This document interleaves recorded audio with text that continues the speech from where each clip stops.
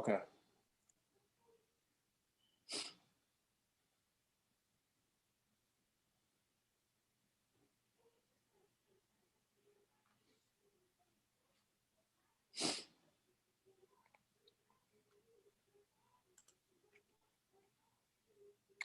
All right, so we are live.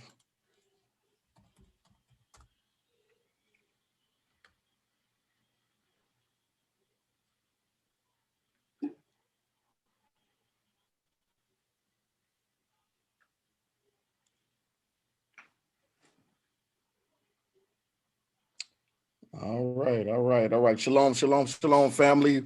What's going on? We finally made it. I'll explain here in a minute what kind of went down and what happened, but definitely glad to have my brother in the building. And so we're going to get into it here in just a few minutes. We're going to talk to him about his trip in Vegas to Vegas. We're going to talk to him about just who is Zion Lexx. When I first met him, I met him as a couple of years back as Zion the Lion Lexx. So from that point on, he's kind of transitioned and kind of watched him from afar. I did get a chance to meet him personally, which was definitely truly a blessing to meet him. And those of y'all in the community know he's definitely a brother who's humble. Not only that, but he kind of has a trait of, I would say, just meeting him, he probably would agree that he does have a trait of introvertness about him. but that's a good thing to be able to have that trait and whatnot. But also at the same time, very observant. But I guess that with that trait, it also brings him to a place of being, as his famous word is, meticulous in his approach to things.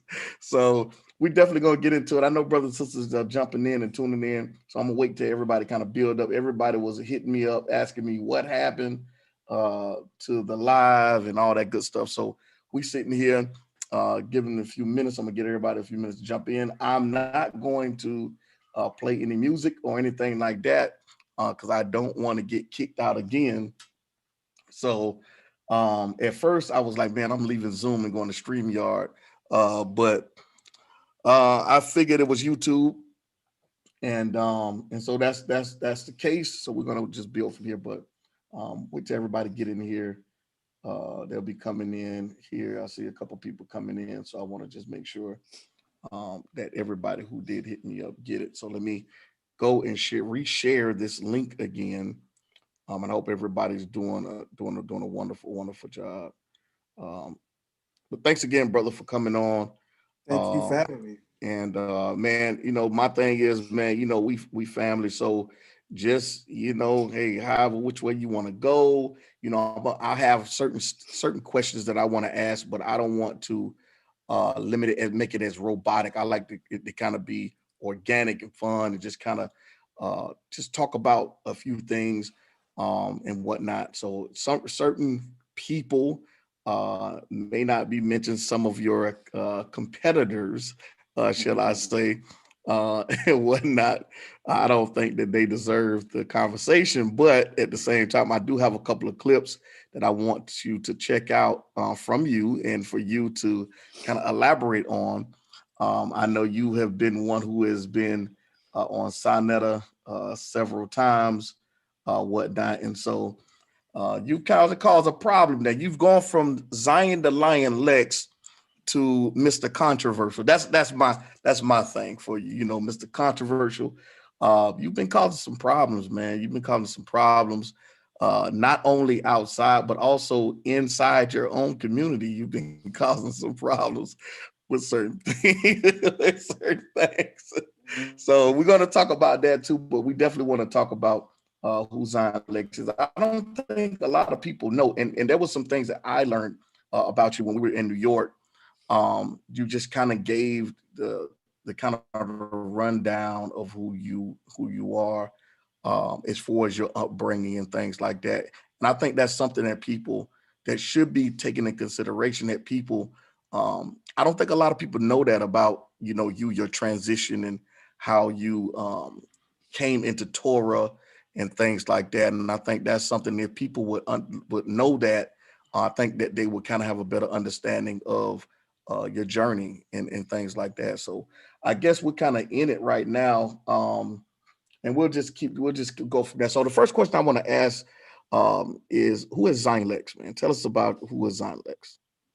Well, Zion Lexx is a name created out of my birth name. My mama and my dad in particular, they named me after Alex Haley, who's the author of Roots. And he's also the writer responsible for the autobiography of Malcolm X. His name is Alex Haley. So my dad is a huge fan of his. So he said, we're going to call this boy Alex. Even though my older brother, his name is Jamar. So he has more of what we would kind of consider a black name. But they're going to call me Alex. But it's who they're, naming me after that was powerful. Alex Haley, the author of Roots. So the Lexx of Zion Lexx is a name I grew up with, from early childhood. I didn't like the name Alex, never did, still don't. So all my friends would call me Lexx, and Zion is just my middle name. So when I came into the community, Brother Sarnetta said, what should I call you? The very first interview I did with Sarnetta is at the Magic Johnson Theater in Harlem. The Magic Johnson Theater in Harlem. And at the very first interview, just before he hit roll on the camera, he said, oh, damn, I don't know your name. You was referred to me by Brother Nasi Yashuvel, and he didn't tell me your name. What should I call you? And at that point, I was a little nervous because I didn't know what his channel does. So I didn't want to give him the name that I'm known for in my community, which is my Hebrew name, my author name, Avdiel Ben Levi. If anyone ever bought any books of mine, you know that my author name is the Hebrew name that I have, which is Avdiel Ben Levi. So I said, you know what? I'm not sure how this interview gonna go. Because I'm the kind of person, what you give me is what you're gonna get. Right. So if this man make me come out of character, I don't want my community to find the video. So guess what we're gonna do?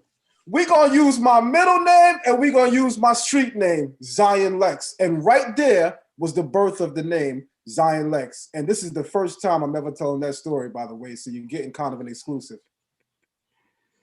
Absolutely. So, and speaking of Nasi, just kind of a little bit, I don't want to go into it, but he was the first person that I saw that came into the conscious community as pretty much an Israelite, a Torah observant Israelite, and challenged and gave, in my opinion, Sarah Superset the business.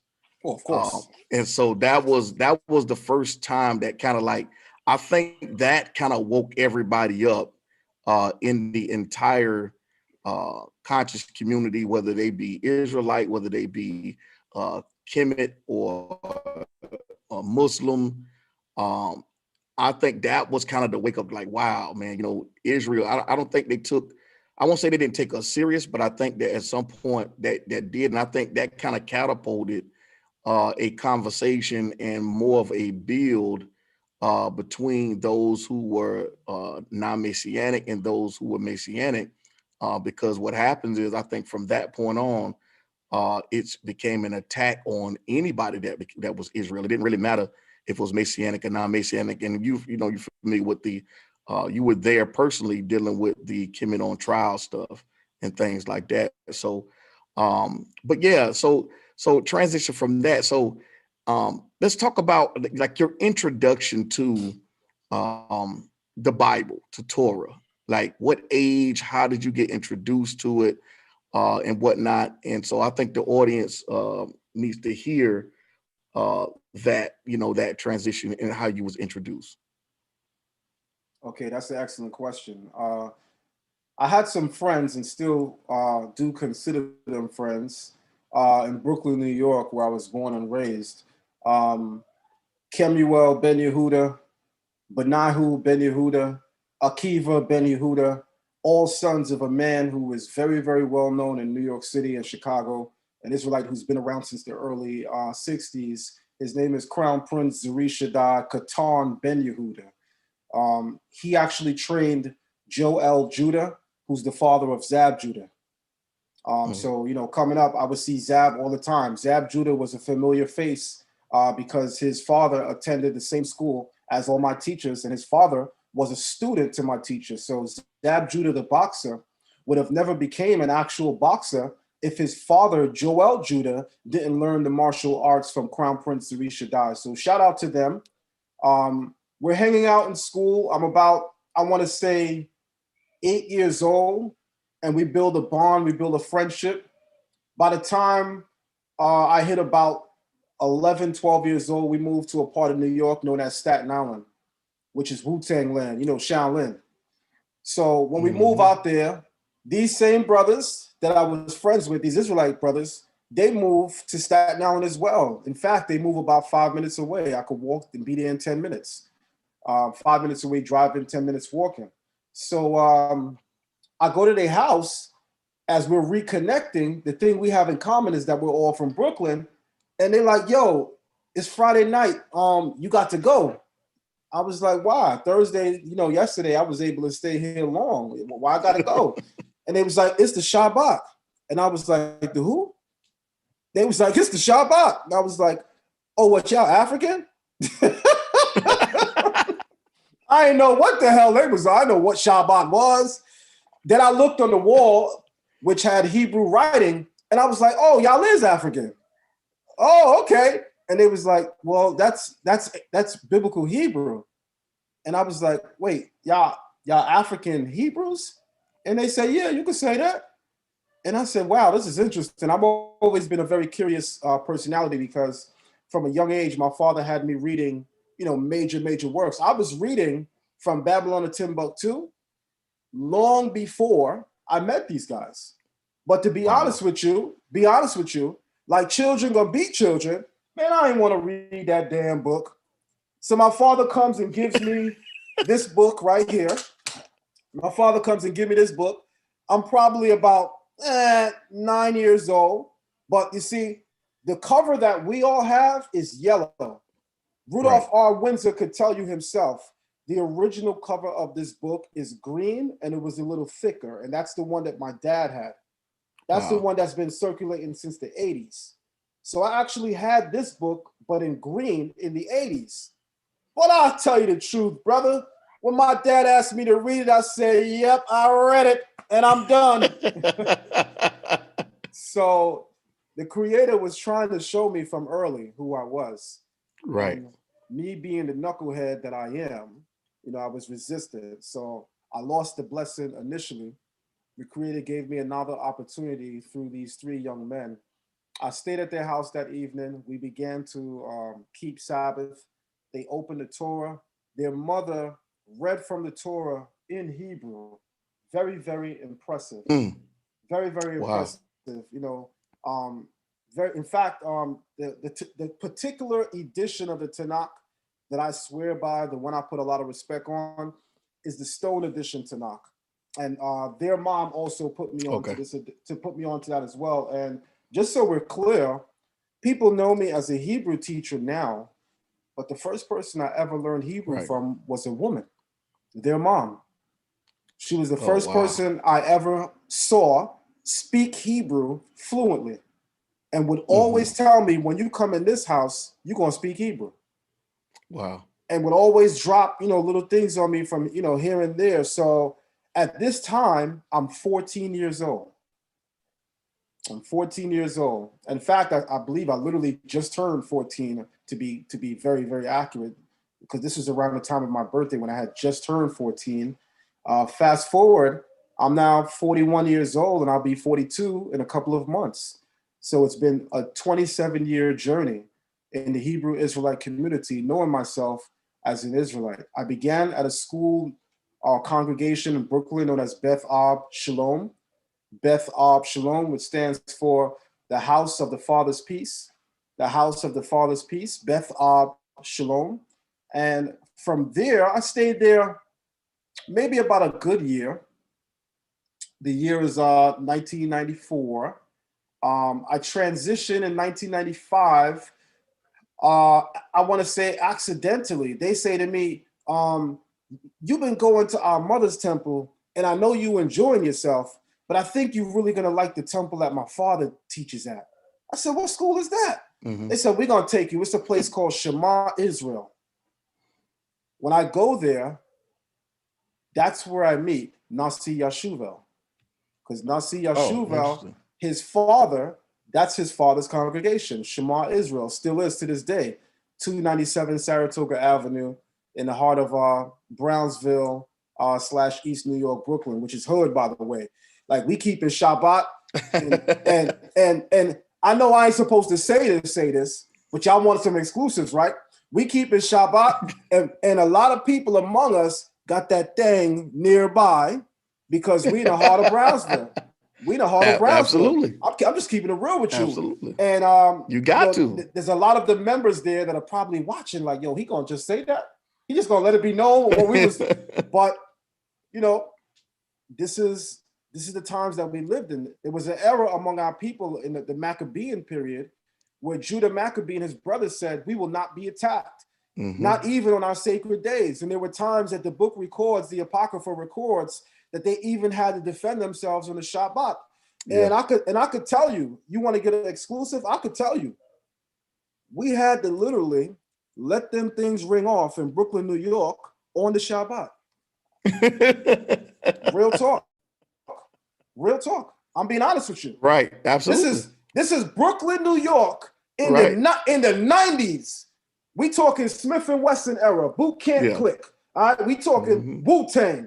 You know the vibes. You know how tough it was. We're around the same age. So you got to imagine all these young men standing in front of this place wearing Star of David. Where do you think I get all this jewelry from? Part of the jewelry that I wear is definitely from my Caribbean upbringing. Like, my grandfather had rings on damn near every finger, like a gold chain. Caribbean culture is big on gold. African culture is big on gold. But, right. But I never really saw that in church. But when I went around Israelites, all the Israelite brothers would have like either a big Star of David or a chain that says Kai, the Hebrew word for life. So imagine all these young guys, all these young men in Brownsville, Brooklyn. Everybody damn near got jewelry on. Brother, somebody gonna test you. and we got tested. And we got tested. And thank God, through his grace and his mercy, we passed every test. So coming into the conscious community and having to deal with people like SETI, and I might be going forward, you might want to, I'm sure you're probably going to ask me about that at some point, but I just want to say now in brief, when people say to me, you're brave, or, you got a lot of courage, or you're tough, I tell them, it's just my environment and our upbringing. Remember, a lot of us are a reflection of the environment which births us. Then the rest is our personality. So who we become in the world is first a reflection of your environment, how you were raised and who you were surrounded by, and the rest is your own personality. So when you add my environment and my niggardly personality, it could be interesting with me. Hold on. I'm trying to hold on, Moreh. I don't know if it's it seemed like the feed was kind of freezing, or the internet or something like that was unstable. I don't know if it was on my end or your end. But it just seemed that way. But go ahead. It's kind of clear now. I don't know if it's because sometimes you could be moving too fast or something, and it's trying to keep up with you. Or something like that. But go ahead. You good. Okay, so in a nutshell, what I'm saying is, coming up in the early 90s as a teenager, coming into manhood, transitioning from a teen to a young adult, it was tough.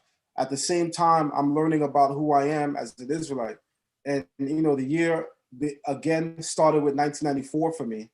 And by, I want to say 1997, 1998, about 4 years later, like, I'm really, really all the way in. And you got to imagine in this time, nobody really knows what the hell an Israelite is. Right. In 1994, remember, there's no MySpace. There's no Facebook. There's no YouTube. There's no Instagram. There's no Clubhouse.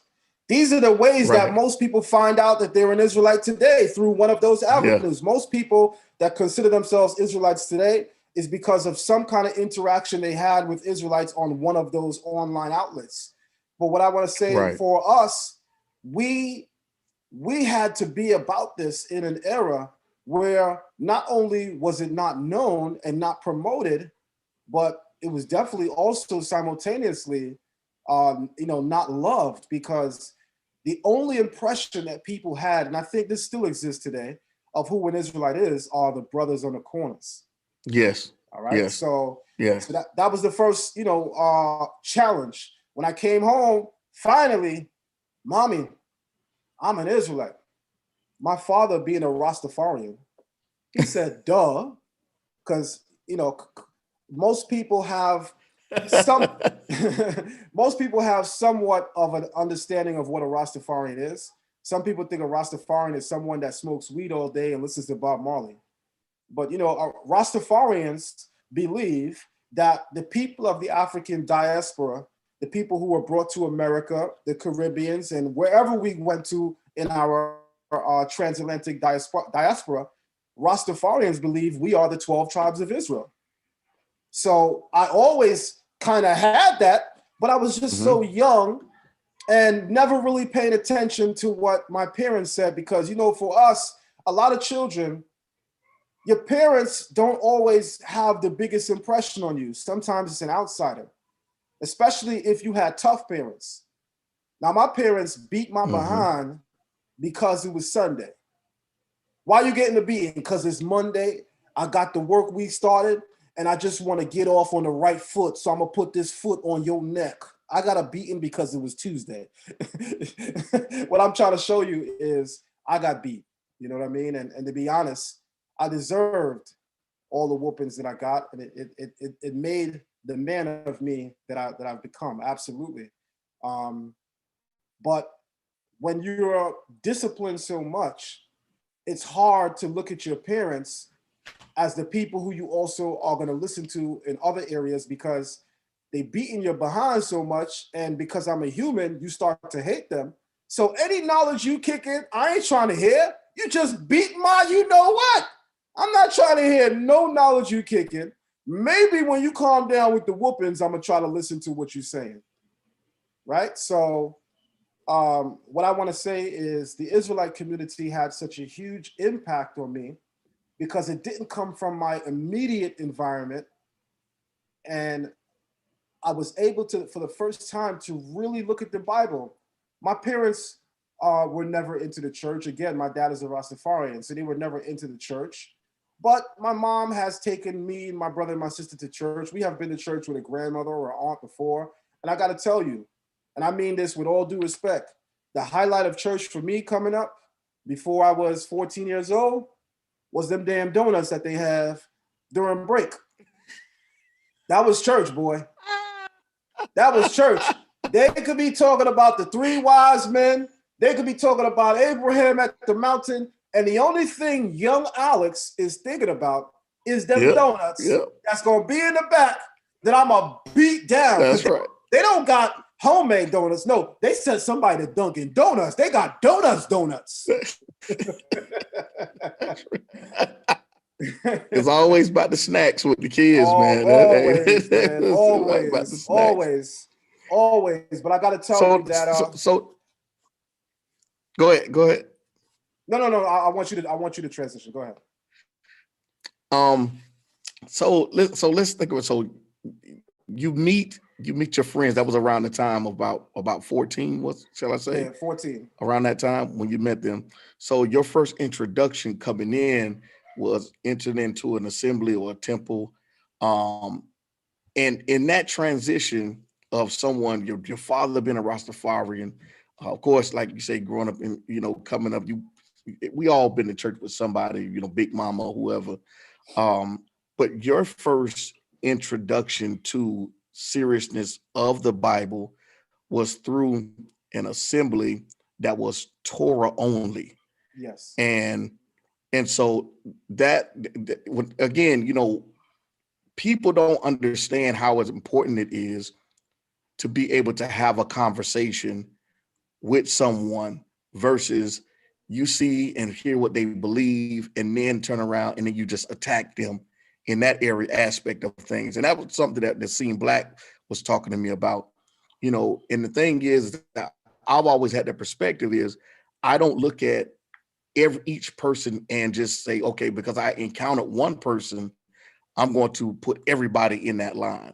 And so I like to have a conversation, build with brothers, and find out like where they at, and sometimes you learn things about how someone was brought up. So let's kind of talk about that, transition into that, into what was the mindset like? And I know that there were others of Ashkenazis and other, especially being in New York, is a big Jewish community there. Now, was the emphasis within the assemblies that you came up in that was Torah only?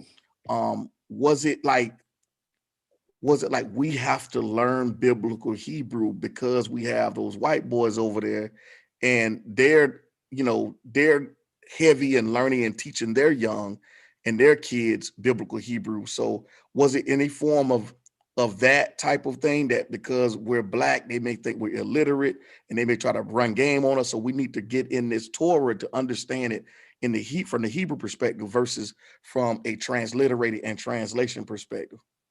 That's a great question. Let me first answer by saying this. So even though I began at a temple called Beth Shalom, like I said, a year later, I went to Shema Israel, headed by Prince Sapor, and may his memory be blessed, Chief of Chiefs, Chief Naphtali. That congregation was founded by a brother who is known as Nabi Raphael, which is Prophet Raphael. And he comes from the Rabbi Matthew's lineage. Okay. And it was the teachings of Rabbi Matthews that if we are going to call ourselves Jews, if we're going to call ourselves Israelites, we can't just connect with that in name. We also must connect with that in culture, which part of your culture certainly is your language. So even going back to the inception of the true rooted Israelite movement, I say true rooted Israelite movement as opposed to simply the Israelite movement, because some people regard the efforts of Cherry as being, the origin of it all. But the reality is those individuals didn't actually call themselves Israelites. They never went on record to say we are Israelites. They said that we are the people of the book. So I guess you can infer that they're saying they're Israelites, but they never actually identified as Israelites. They didn't have that. I don't want to say courage, because maybe that might be a little shady, because I know our ancestors were courageous. But I want to say that maybe they didn't have that spirit at that moment to just fully come out and say, you know what, I'm an Israelite. It was with the Rabbi Matthews community in 1919 with Rabbi Ford that this is the first time Black men in the African diaspora are identifying as Israelites. And he said, if we are to call ourselves Israelites in name, we must also identify in culture, which is why in the community that I come from, this is how we dress. This is, if you come to a average Sabbath service, you could turn on Shema Israel. You could turn on DCB channel. Shout out to Chief Uziel. Shout out to Chief Prince Jeriel. If you turn on these channels, you're going to see Israelites in cultural garments. Because this was the teaching. If we are to return to who we are, we must return in all aspects. So that's where the impetus came to learn Hebrew. It definitely didn't come from, and that's a good way to look at it. But I just want to make it clear that it definitely did not come from the impetus of being on the same page, if not higher than Europeans, because of what we were witnessing. It just really boiled back to the fundamental premise that if we are to connect to our national identity, we must also do so with culture, with your language is a major part of your culture. So that's where the impetus came to learn biblical Hebrew. And as you said, this was a school that was Old Testament only. And I think that aroused a lot of curiosity for me as well, because I always was reading the book from the back. Most of the churches that I went to, and most of you know this, most churches don't really go heavy in the Old Testament. Right, that's true. They'll go into the book of Psalms. They'll talk about David. But when you hear the church, they talking about judges. Right. When you hear the church, they talking about various kings in the book of Kings, Chronicles, even Ruth. You don't really find that, right? So my curiosity was really sparked by this community because for the first time, I got a glimpse at the Old Testament characters, something that none of the churches, at least in Brooklyn, New York, were giving me. And that inspired me to hear about, the valiant nature of David, Joshua. You mean the Bible don't got soft people? You mean the Bible that got people that look like the people that live in Red Hook, Brooklyn, that look like Flatbush, Brooklyn, that get down like Flatbush get down? So you got to understand, for a young kid like myself, who was a knucklehead, it was inspiring to know that the men of rank, the men of God, were warriors as well. They weren't just, intellectuals. They weren't just great spiritual people, but they were warriors for God. That was powerful for me and inspiring because in the 90s and in the 80s, coming up in Brooklyn, in order to survive, you had better be a warrior or you are not going to make it. So to know that the men of God that stood in the Bible were not just intellectuals, but were also warriors for God, that was very inspiring to me coming from the environment that I came from. Awesome. Do you see there's a comment in the chat by Sister Shauna Shade. She's asking you a question about the land. Are you able to see that comment? Yes, I'm able to see the comments. So we definitely know that the land of Israel is where we say it is today, is where it is believed to be today. Amir, bring the globe for me. Look up on my closet. Look in the closet and get the globe. We know that the land of Israel is where we describe it today as being right above Egypt and right below Mesopotamia, which is the Levant. We know it is because the Bible describes that to get from Kemet to Egypt, to get from Kemet to Israel is an 11-day journey. To get from ancient Kemet to Israel is 11-day journey. This is sub-Saharan Africa, right?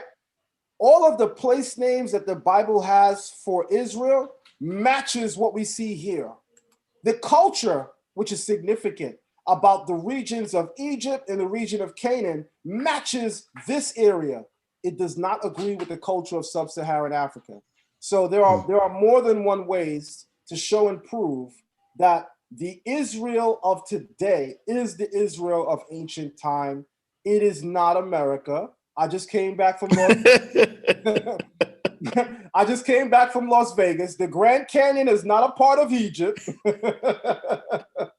But the reality is you can expect these type of inquisitions when we are so far removed from who we are as a people. So to us as teachers and leaders in the community, we should never be offended by questions, and we should always go out of our way to answer questions, because a lot of the questions are coming from the fact that we are so many years removed, so many thousands of years removed from our culture, our heritage, our land. So, I welcome these questions because I realize that we are just so far removed from who we are that people don't know what to believe.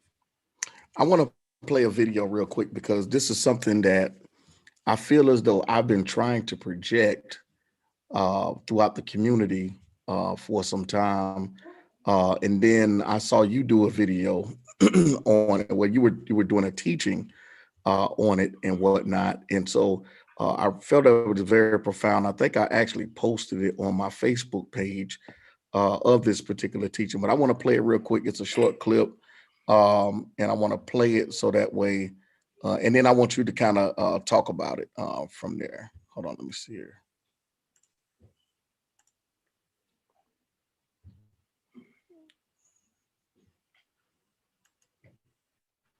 Oh,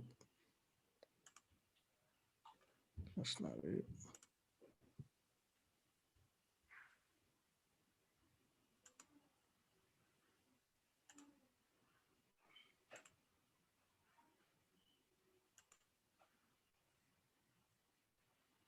Are you able to see it? Yes, yes. Okay. All right. So in Exodus 3:14, it says, Eye Asher Eye, which they translate as Ahaya, and they say that this is the Creator's name. So let me show you something. The Aleph here is acting as a prefix, and it's the first person future. When you take the letter Aleph in Hebrew and you prefix it to a verb such as Haya, it becomes I will. So the verb Haya is the Kal stem for existence, which means to exist.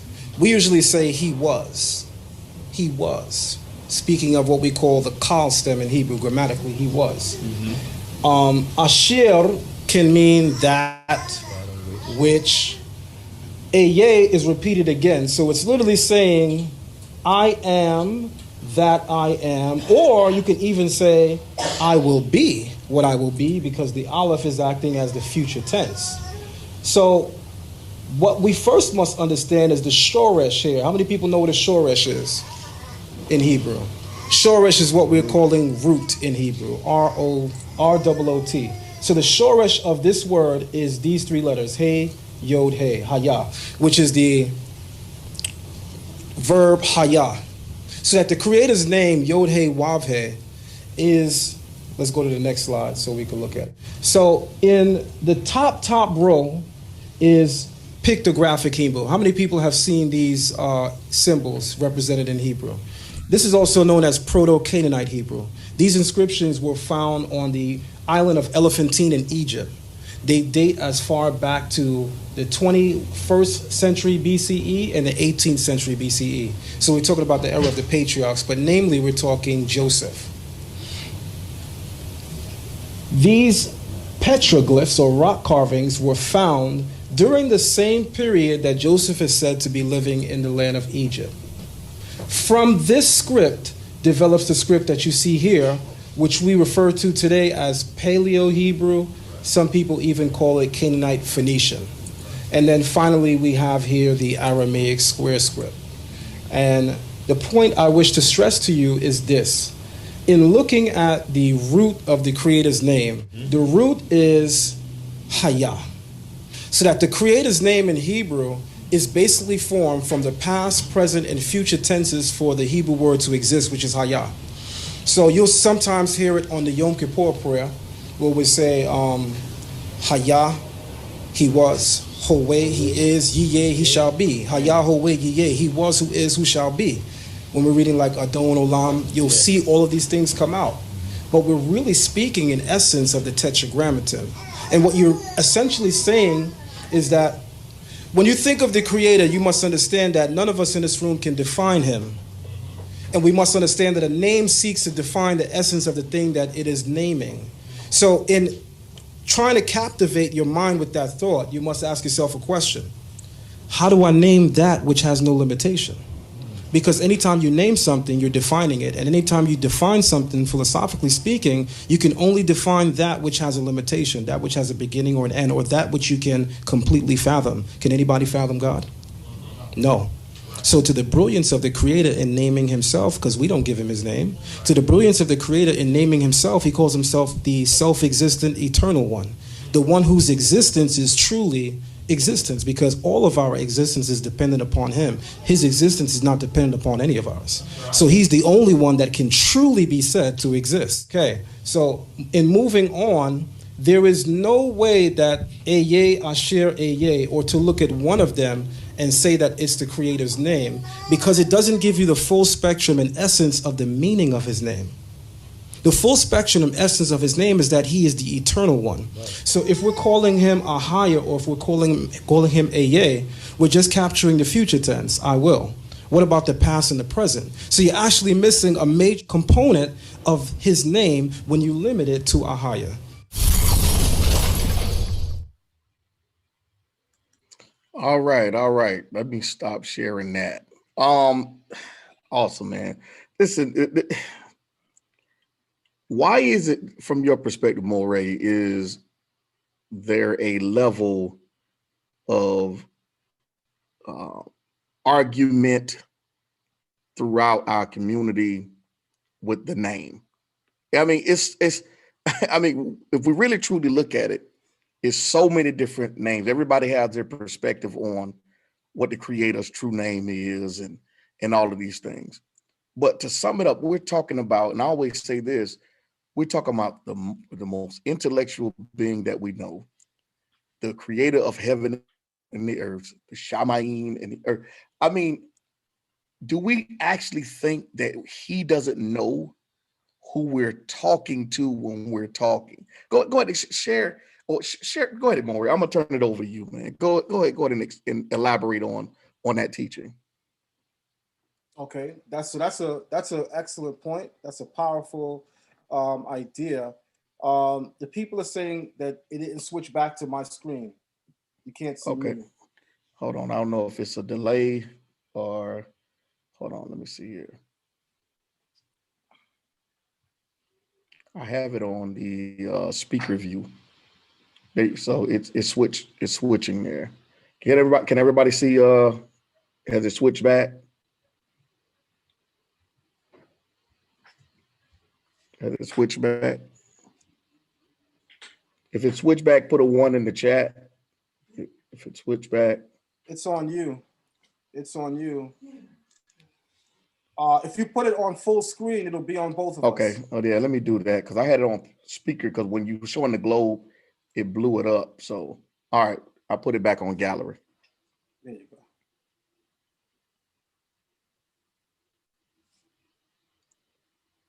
Yeah, I don't know why it see it was switching on you. It's when you speak, it switches. When I speak, it switches. But now I got it on gallery mode, so I will just kind of leave it right here. Okay, excellent. Yeah, it's back to normal. So let me say this. The conversation of the Creator's name is such a very important conversation. There are elements of having this dialogue which should be common sense, which is what you brought up. What I mean by should be common sense is you brought up a very important point. You said, doesn't the Creator, the omniscient one, the all-knowing one, doesn't he know who you're referring to when you speak of him? Absolutely. Absolutely. However, when we speak of Ivrit, the holy tongue, Lashon HaKodesh, we're speaking of literally Sefat HaBeria. Sefat HaBeria, the language of creation. Okay. Remember, the Creator says that he spoke the universe into existence. When you go into the book of Psalms, chapter 33, verse 6, by the word of the Lord were the heavens made, and by the breath of his mouth, the host thereof. So speech is the tool of creation, right? The Torah opens up by saying, Wayomer Elohim, and God said. And the following statement is, Yehi or, Wayehi or, light, be light. So speech is a tool of creation. The language that he speaks, we know for a fact is what we describe today as Hebrew, the holy tongue. How do we know that? When you go to the book of Zephaniah, the Creator says, coming is a day where he will convert the language of the peoples so that they should speak a pure tongue. But because we be reading, but we don't be reading, we really missed a lot. You know, I have a Torah class that I do every Tuesday. And I tell the class, a lot of times we are reading, but we are not reading. The text literally says, for then I will change or convert the language of the peoples to a pure language. He said the peoples.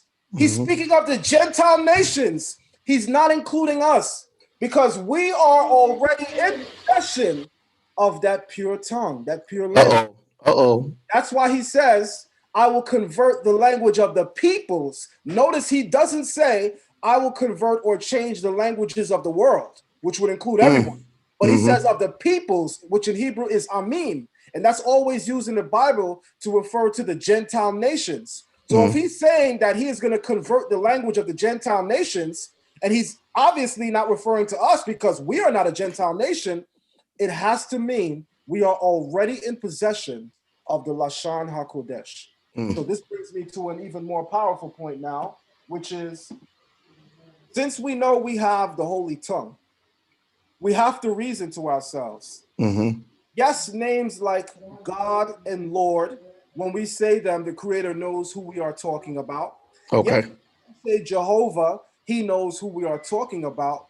But what we have to remember about language is that language is power in real time. Language is true energy. Remember, it's the tool of creation. Let me give you an example just using our language.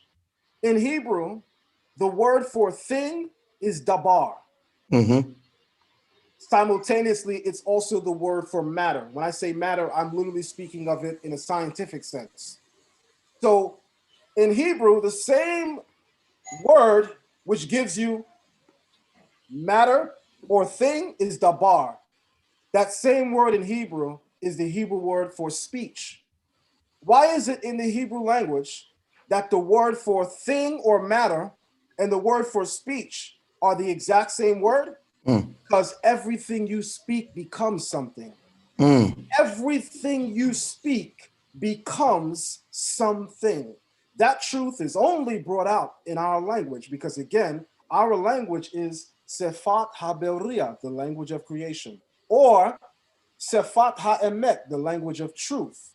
So in our language, there are more powerful ideas expressed by going into the language. Let me give you a glimpse at what I'm talking about. If I was to ask everyone on the live right now, what is righteousness? And we're going to do that. Can we have everyone in the chat room tell us what is the definition of righteousness? Watch this quick experiment. What is the definition of righteousness? Anybody? You can give me the Hebrew definition, which is the word zedek. You can tell me what that means, or you can give me a generalization. What does the word righteousness mean? I'm going to show you by use of this example why speaking the Creator's name in the Holy Tongue is saying much more. What is righteousness, our family? If you guys can type it in the chat room. Someone give us a working definition of the word for righteousness. What does righteousness mean? Anybody? They probably got like a 10-second delay or something like that. Okay. So we probably have to give them a couple seconds. Okay. You know, with that being said, some of the things that you'll see as a definition, somebody says the Most High law. Perfect. Righteousness is following the Creator's law. Absolutely. The Bible says following the Creator's law is righteousness. But I just want to be clear. That's not the definition, however. We still aren't. So you're telling me how we achieve righteousness. We achieve righteousness by following his law. But the question is, what is righteousness? That's the question.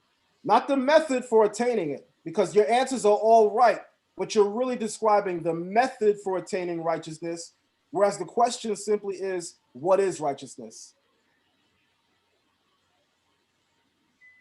Covered by Yah. I want you to look at the answers, because the answers. Yeah, that's what I'm saying. Everything that accomplishes in the will of Yah, covered by Yah. Now let's do this. Some of you know that I also teach biblical Hebrew, right? So I want to say this. The Hebrew word for righteousness is zedek. The Hebrew word for righteousness is zedek. Zedek is spelled in biblical Hebrew Zadeh, Kof, and then you have the Hebrew letter, Zadeh, Dalet, Kof. Zadeh, Dalet, Kof. Zadeh, Dalet, Kof. It's a compound word. The first part of the word for righteousness in Hebrew is Zad or Zedah, which in Hebrew is a hunter. If you want to say hunt in Hebrew or a hunter, it's Zedah. Why is it that the Hebrew word for righteousness is rooted in the Hebrew word for hunting or pursuing? Keep that in mind. The last letter in the word righteousness is the letter Kof. The letter Kof. The letter Kof means to emulate. When you look up the letter Kof in a dictionary, it says to encircle. To encircle. But what we don't realize is that that definition is not literal, because when you circle something, you are observing it. You ever watch like old school karate fight flicks where two masters are about to fight. And before they fight, what do you always see them doing in the old Kung Fu flicks? They circle each other. Yep. Because what are they doing? They're sizing each other up. Mm-hmm. They're studying one another. So to encircle something conceptually means to study it. So the Hebrew letter kof means to observe, to emulate, or to study. To observe, to emulate, or to study. So watch this. The word for righteousness in Hebrew is literally composed of the word zedah, which is to hunt or to pursue, and then the Hebrew letter kof, which means to emulate. By the way, the Hebrew letter kof is the initial letter in the Hebrew word kadosh, holy. When you begin to learn the Hebrew language, you will realize that the first letter in any given Hebrew name, it is the foundation stone in the letter, in the word of that name. Just like the first thing you lay at a construction site is the foundation stone, the first letter in any Hebrew word represents the foundation stone of that word's meaning. So in the Hebrew letter kuf, which is the initial or first letter in the word kadosh, remember kadosh means to be holy. Holy, yeah. Or to be set apart, some people say, right? So watch this. The word zedek, which is translated in the Bible as righteousness, in Hebrew, it's a compound. The first part, zedah, means to hunt or pursue. And the last letter, kof, means holiness. So the word for righteousness in Hebrew literally means he or she who is in pursuit of holiness. Isn't that far more deep than us saying righteousness? Isn't that far more explicit and descriptive than us saying obeying the laws? This is why we have to come back to the language, because the language shows us more about our own culture and even about our God. So in speaking the Creator's name in the language that his name is spoken in, that becomes a powerful experience, because remember, when you speak something, you are bringing something into existence. So every time you say the Creator's name, can you imagine the creative spark occurring around you in that moment? And I'm not being pseudo, right? Or am I being, superstitious? But I'm just giving it to you in the real way. Can you imagine? Since we know that everything we speak becomes something, since we know that when the Creator spoke, the universe comes into existence, can you imagine that when you evoke his name, utilizing the holy tongue, can you imagine or even fathom what is occurring around you in that moment? This is why our ancestors placed great emphasis on calling his name. Remember, any name we give in English is a transliteration. That's right. Transliteration is always filtered. You know, when you dilute something, it don't taste the same. Listen, I like my Kool-Aid with sugar. Don't put too much water in that Kool-Aid, because you now have diluted it and I can't taste the Kool-Aid. Right. So when we are speaking the Creator's name in foreign languages, we can't taste it. It has lost its spark. It has lost its flavor. It has lost its vibrancy. It has lost its spiritual efficaciousness. Its spiritual efficaciousness or spiritual effectiveness. It is no longer spiritually efficacious when we are speaking it outside. Now, to the common sense, does he still know who you're talking about? Absolutely. But what we must know is that there is real power in real time when you are speaking. What we say is Lashon HaKodesh, the holy tongue. Now, this is the thing, because there's been kind of a controversy going around this Lashon Kwadash. Now, when you say that, are you referring to the controversy about Lashon Kodash, or are you speaking about something else? I just want to clear that up, because there's going to be some people that watching this, and many of them feel as though you have to deal on the level of what they consider maybe Paleo Hebrew, or which they associate that with Lashon Kodash, or are you saying, I know because there are people that deal with modern and biblical Hebrew and things like that. So what are you referring to, Moreh? I just want to make sure that it's clear. That's a good point. Good question. The word or the term Lashon HaKodesh. Lashon is how you say tongue or language. HaKodesh just simply means holy or holiness. So Lashon HaKodesh is the holy tongue or the holy language. Now, our One West brothers, they prefer to say Lashawan Kwadash. Yeah. Lashawan Kwadash. And I'm trying to be nice. I'm trying to be nice.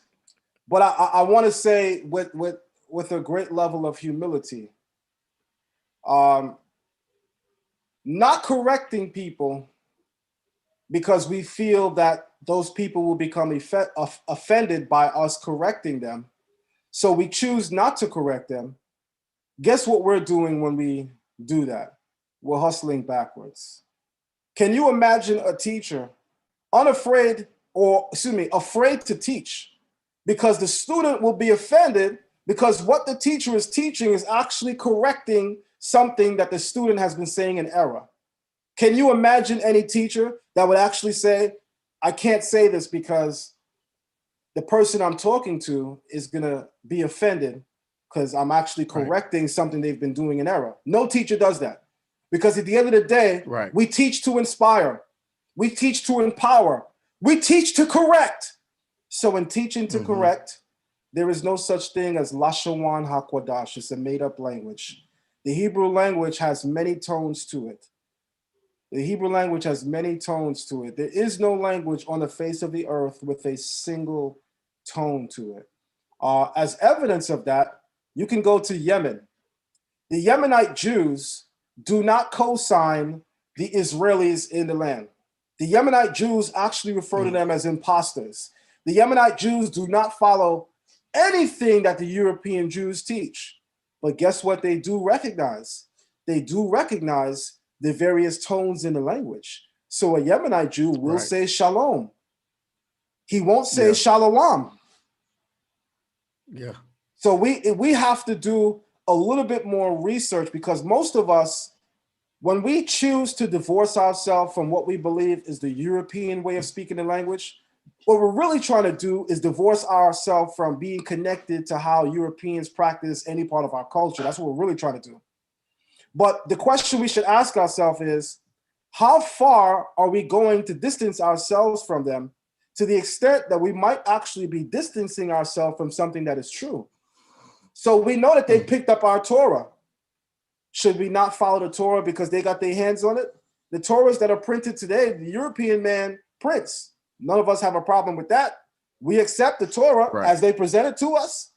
But it's the other things that we believe they have added that we don't accept, such as the Masoretic. We all believe or teach as Israelites that European Jews come into conversion in the year 740 AD. Is that correct? Okay. The Masoretic tradition begins in the 5th century AD, which is the 400s. It reaches its peak during the 600s. The Masoretic tradition is here 300 years before we have a European Jew. And the Masoretic scribes preserve the way the language is pronounced. Why is that important? Well, anyone who knows biblical Hebrew knows why it's important to preserve the language the way it is pronounced, because in biblical Hebrew, it's the way that you pronounce a word that gives the word its meaning. If you want to say one in Hebrew, you can say achat, or you could look at the letter aleph. That's one. If I want to represent 1,000 in Hebrew, I say elef. Notice the difference between 1 and 1,000 is a vowel shift. 1 in Hebrew is aleph, 1,000 is elef. All I did was shift the pronunciation. Then when you go into the book of Genesis 36, which describes the Edomite chiefs, the word used for chief is aluf, or alufim in the plural, but aluf in the singular. So the word aleph, which means 1, Changing the pronunciation, it becomes Elef 1000. Changing it again to Aluf, it becomes chief or master, teacher, or guide, as in the book of Jeremiah, chapter 3, verse 4, when Jeremiah says of the Creator, you are the Aluf of my youth. You are the Aluf of my youth. You are the master guide, guiding me since youth. The word used there is Aluf. Then you open up the book of Job, chapter 33, verse 33, where Elihu, the youngest of those who are critiquing Job, he says, listen, and I will teach you wisdom. The word for teach you wisdom is Aleph Ka. Aleph Ka. Aleph means teach and Ka means you. Aleph Ka means teach you. So the word Aleph also means to teach.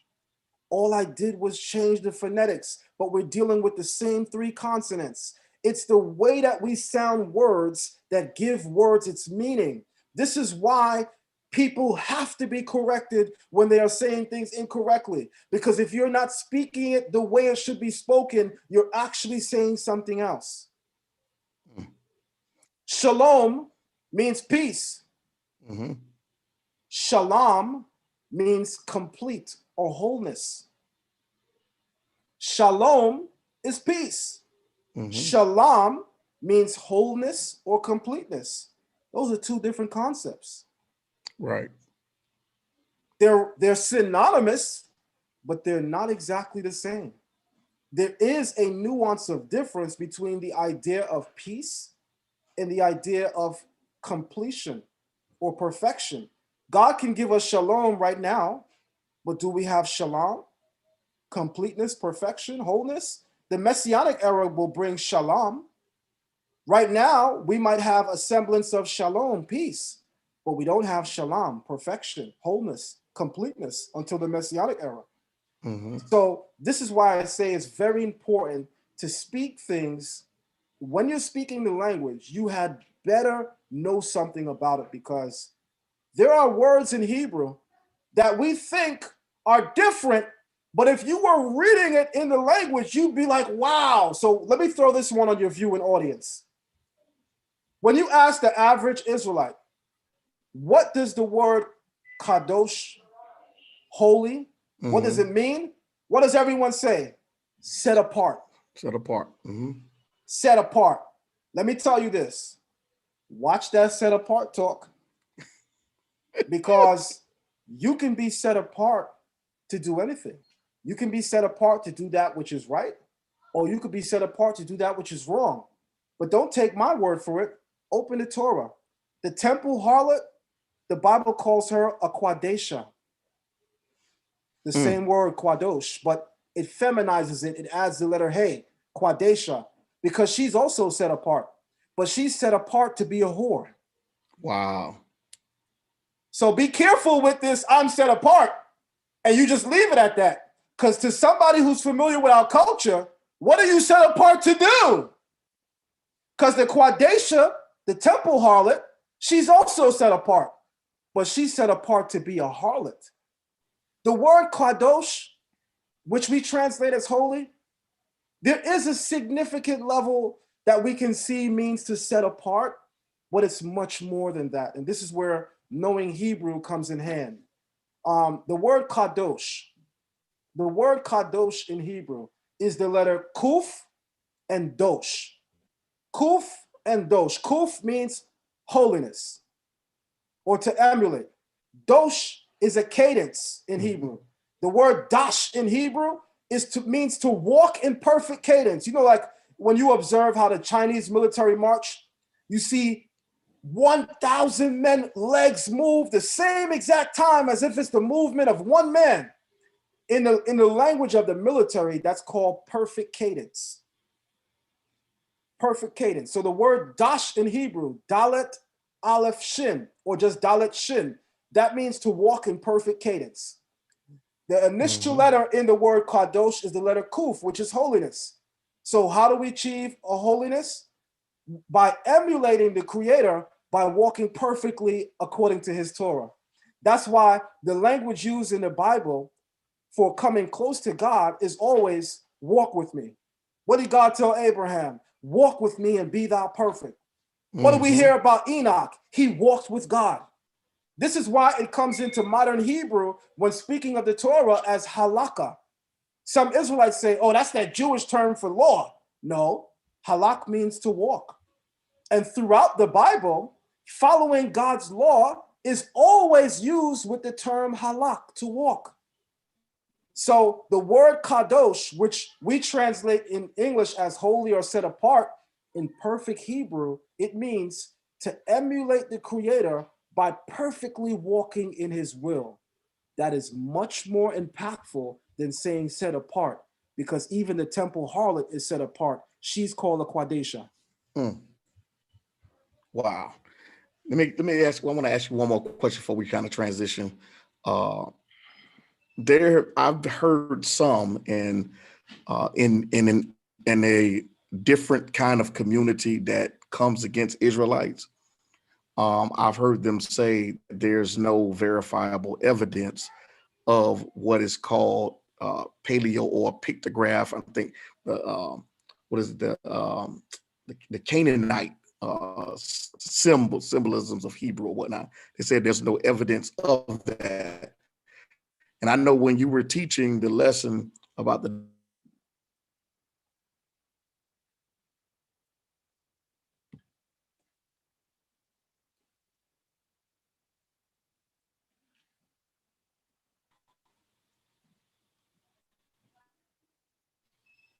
We went out for a minute, but I can hear you now. okay, can you hear me? Yeah, I can hear you now. Can you hear? Okay, what are your thoughts on that? That there is no from a different community that comes against Israelites.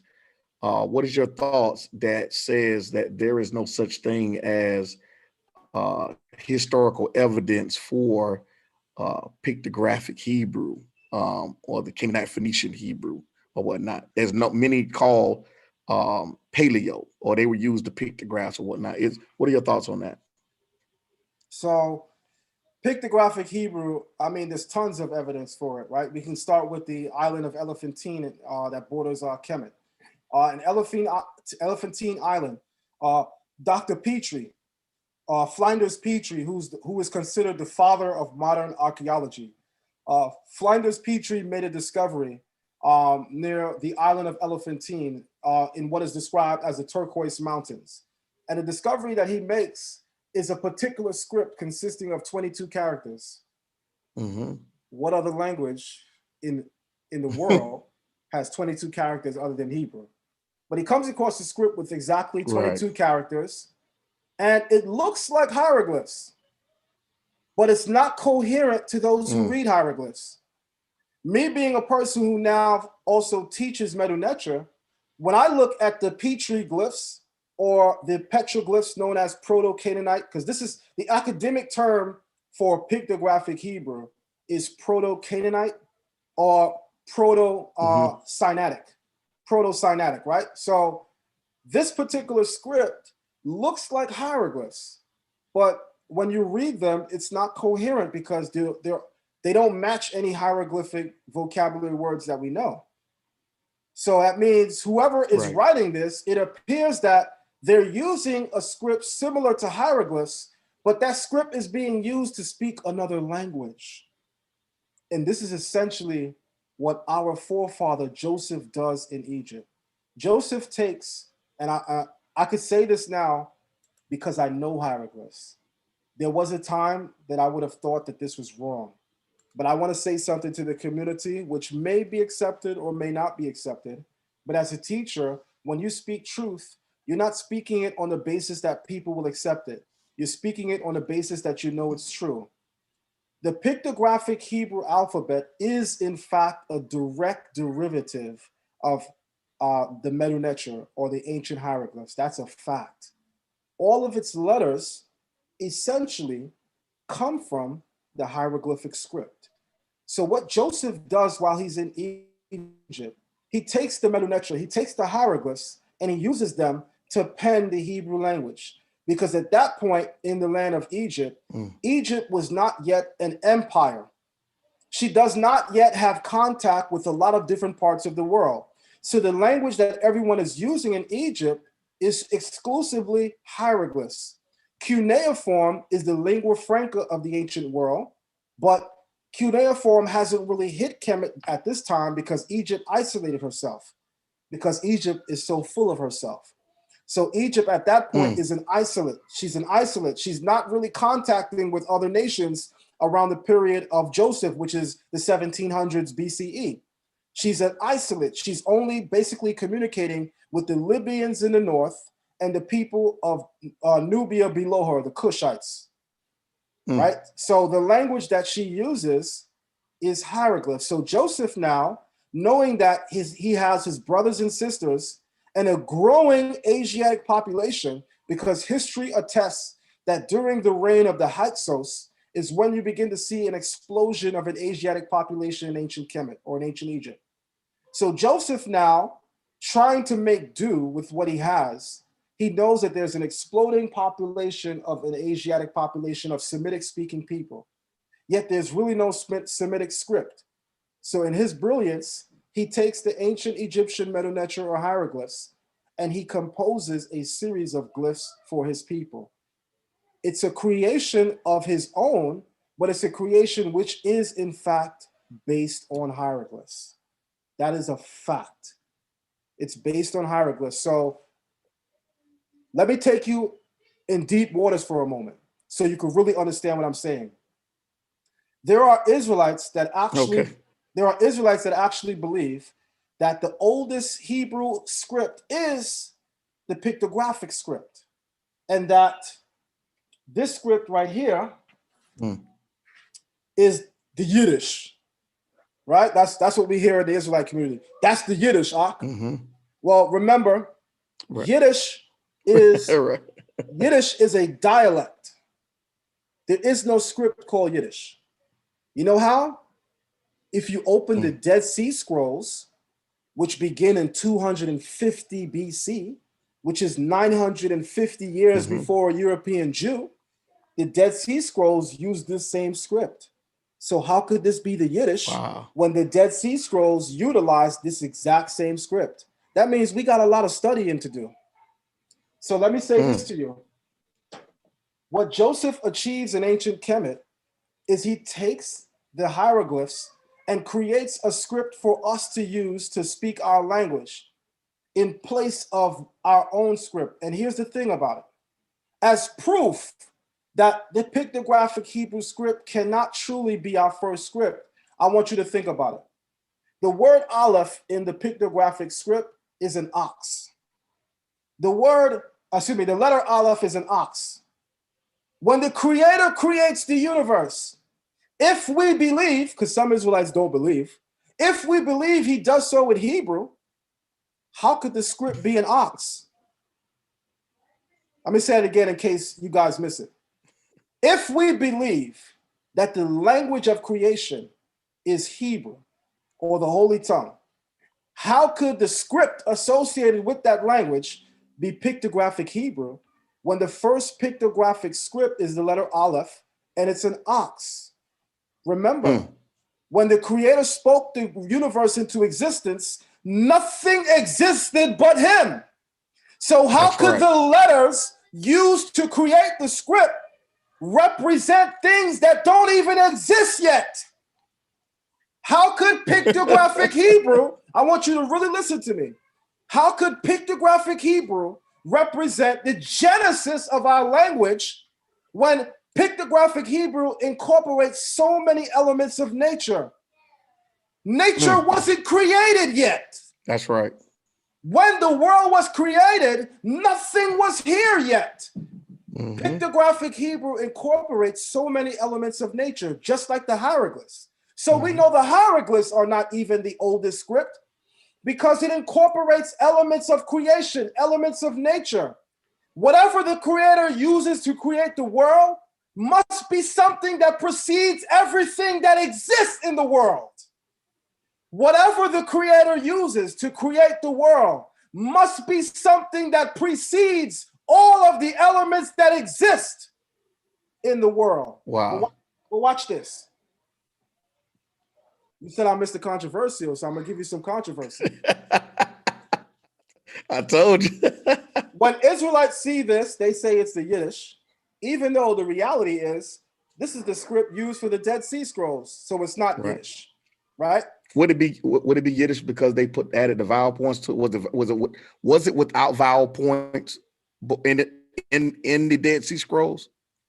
The Dead Sea Scrolls don't add the nikud, the vowel points. That's a great point. Okay. All right. Right? Okay. That's a great point. But the actual script itself is definitely not Yiddish because, again, a simple dictionary search could show us that there is no script called Yiddish. Like when you look up the word Yiddish online, and I'm asking everyone to do that. I want you guys to fact check me live. When you look up the word Yiddish online, it'll tell you that it's a Euro-Germanic language that incorporates various elements of Hebrew. It's a Euro-Germanic language, so it's first German with a little bit of Hebrew, and then this is the kicker, which uses Hebrew letters to write its language. No different than the fact that Spanish is the same as English letters, except there are accents on the English letters to indicate that we're looking at Spanish. Right. If you're a screenwriter and you're writing a play and it's a Spanish play, there is no Spanish alphabet. You're using English with accented marks on it. So the Spanish language utilizes English letters, right, in order to speak its language. Yiddish utilizes Hebrew letters in order to speak its language. Now, here's my point. Some Hebrews who have a little bit more knowledge, they say, okay, all right, Zion is right. But here's the thing, Zion. Ezra the scribe gave us this script in Babylon, which is true. That's a fact.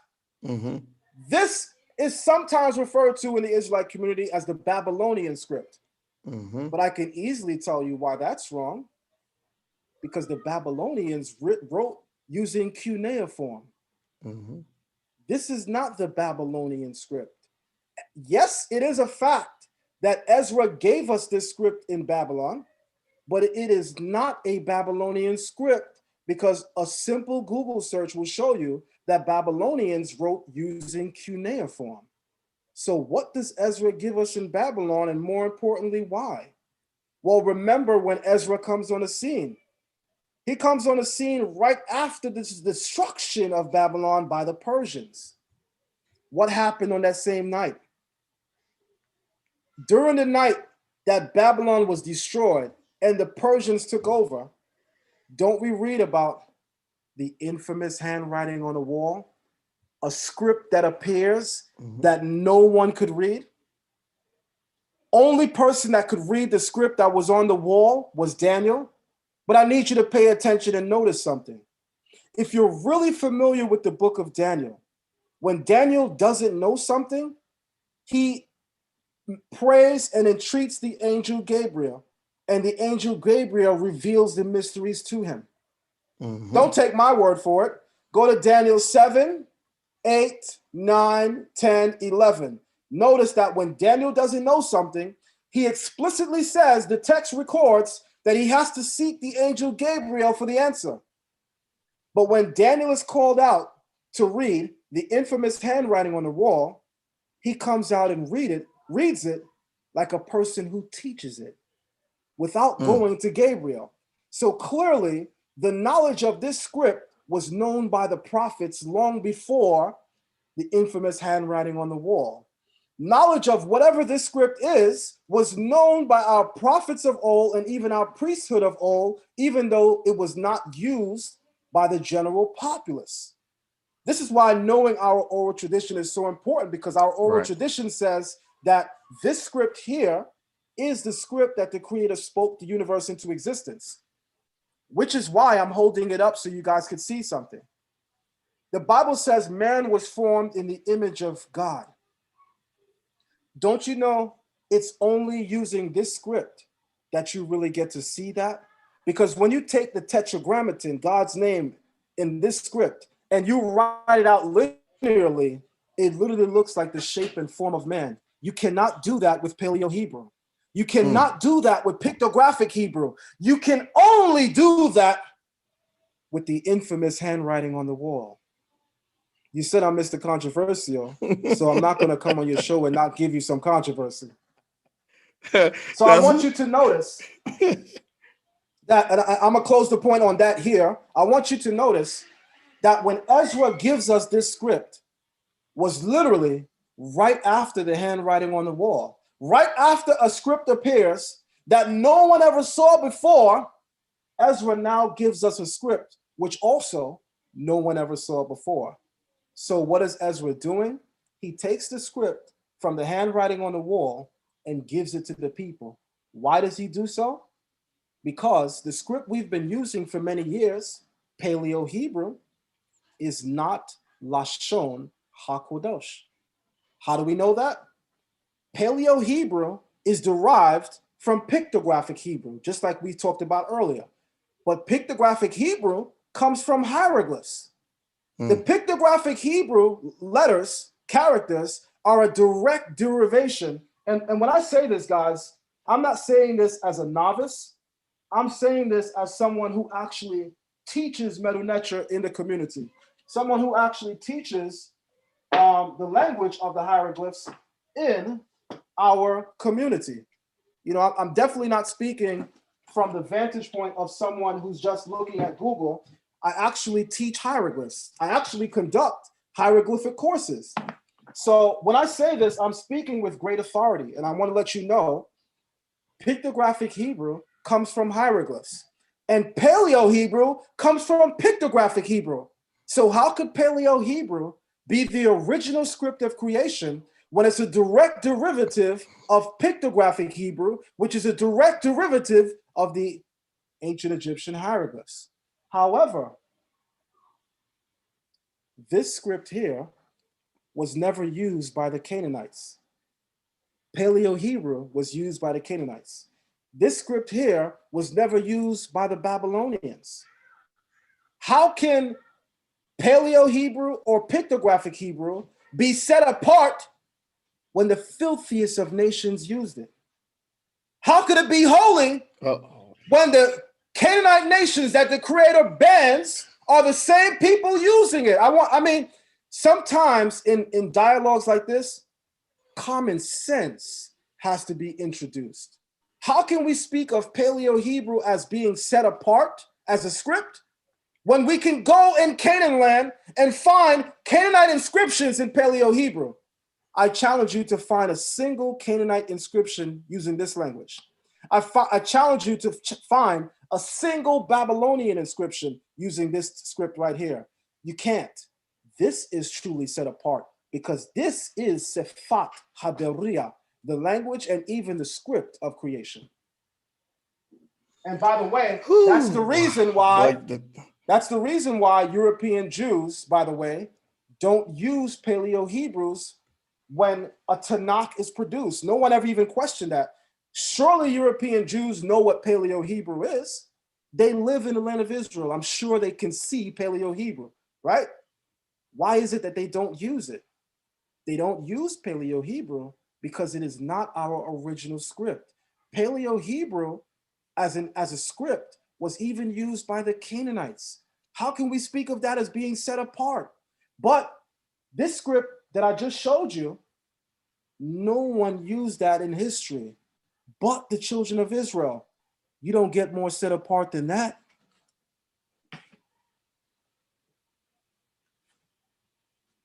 Man, look, man, the chat on fire. The chat on fire. A couple people asked a question about the garment. They was asking where you get that from or something like that.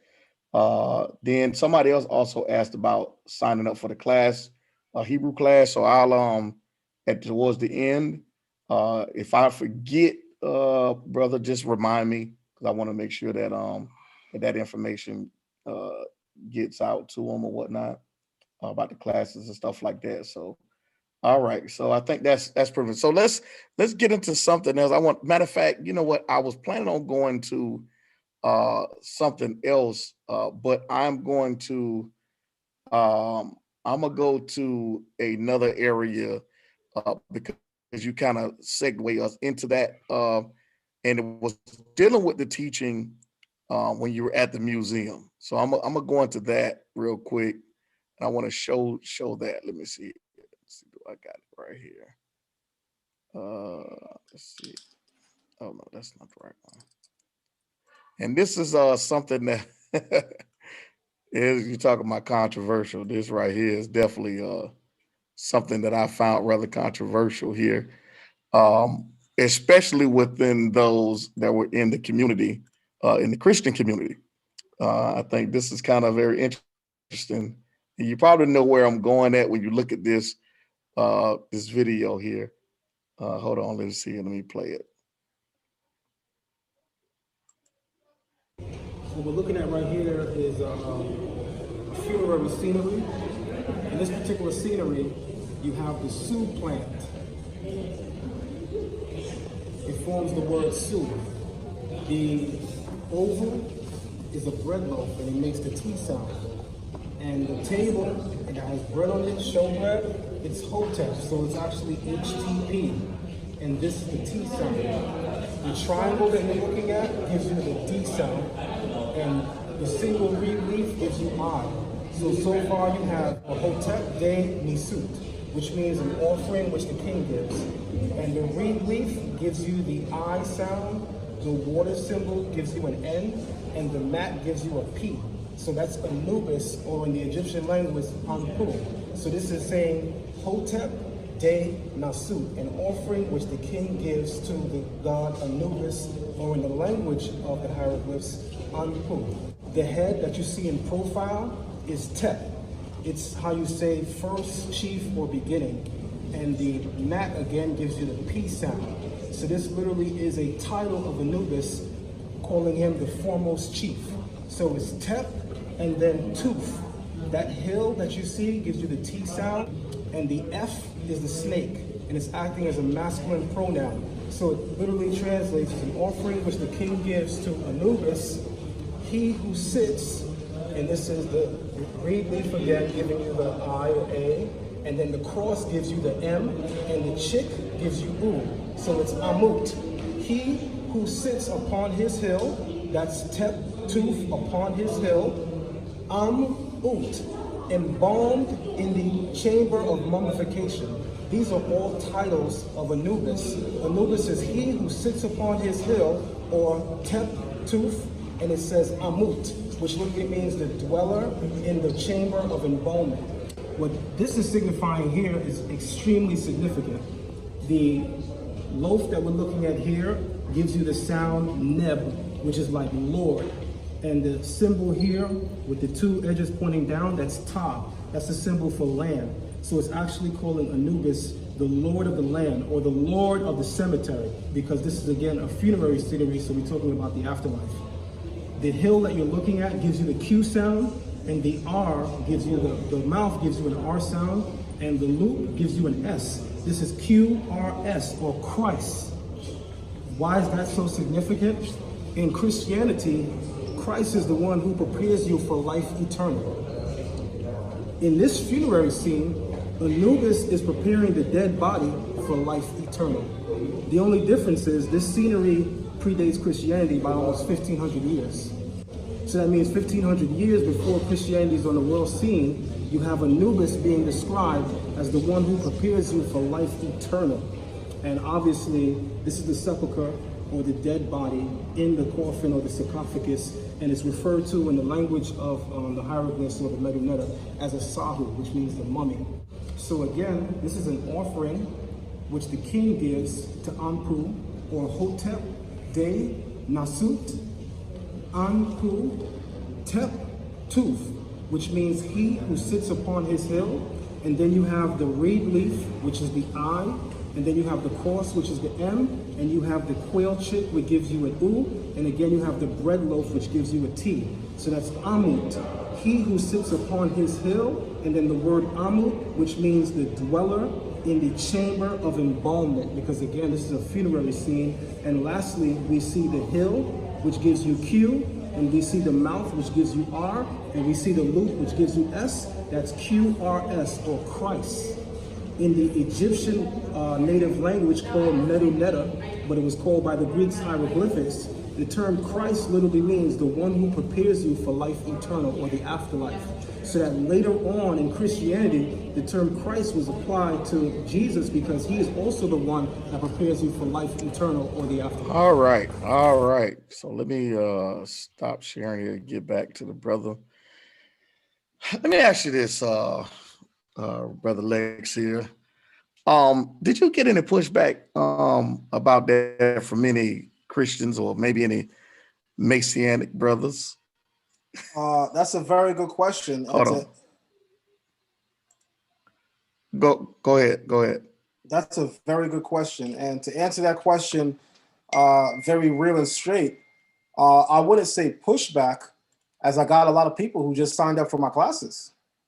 People were amazed to see these connections. People were amazed to realize that the Greek term Christ originates in Egypt. The idea that we get of Christ does not originate in Egypt, but the terminology, the language, the word Christ, we say it's a Greek word, Christos. But what we forget, what two peoples and cultures impact Greece so much that we can find loan words from those cultures in the Greek language?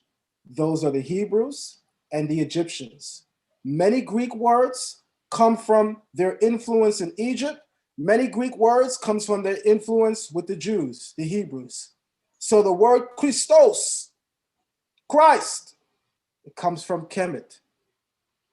The coffin that you guys were looking at in that video, that's from a queen known as Hennet. You can go on the Met Museum website, the Metropolitan Museum. You can literally type in online. I never say things that I tell people and just leave it at that. I always say, fact check it. More importantly, because anybody can say, check it out, read it, Google it. I actually help you. I want everyone, if you're looking at this video from an alternate device, open up a web browser on your phone, on your tablet, somewhere else, on a different device. Make sure you keep this one open. Type in Met Museum, M-E-T Museum. Then I want you to type in H-E-N-H-E-N-E-T, Hennet. That is a priestess, a female priest. That's her coffin. And her coffin opens up with a basic Egyptian funerary offering or prayer. And it says, Hotep Deni Sut Anpu, Tep Tuf Imut Neb Dejer, which is an offering which the king gives to the god Anubis, who is the foremost chief, he who stands upon his hill, the lord of the cemetery. And then these are all his titles. And his last title, he's called the Christ. He's called the Christ by the Egyptians because Anubis is the one in Egyptian mythology that prepares the mummified dead for resurrection or life eternal. It is in, let me see if I can actually show you guys too. It is in. Moreh, are you saying that the Greeks stole from the Egyptians? Is that what you're saying? Well, one thing we know about the Greeks, they stole from everybody. That's why when you go to the British Museum, right? When you go to the British Museum, matter of fact, let me take this cover off. That's why when you go, I have to hold it this way. That's why when you go to the British Museum, you're going to see archives throughout history from all of Africa and even all of the world. There's a controversy brewing right now by and against the curators of the museum. People from all parts of the world, even the European world, they want their artifacts back. Most of the artifacts in the British Museum were stolen. But let me show you this. This person right here, this is Anubis with the jackal head. We're looking at what's called the Papyrus of Ani. The Papyrus of Ani. In the Papyrus of Ani, I remember you did a teaching on that. You did a powerful teaching on that. Okay. In the Papyrus of Ani, Ani the scribe, he's dead. And in Egyptian mythology, no one dies. We transition, which is also our teaching. We don't die, we're energy. Energy can neither be created nor destroyed.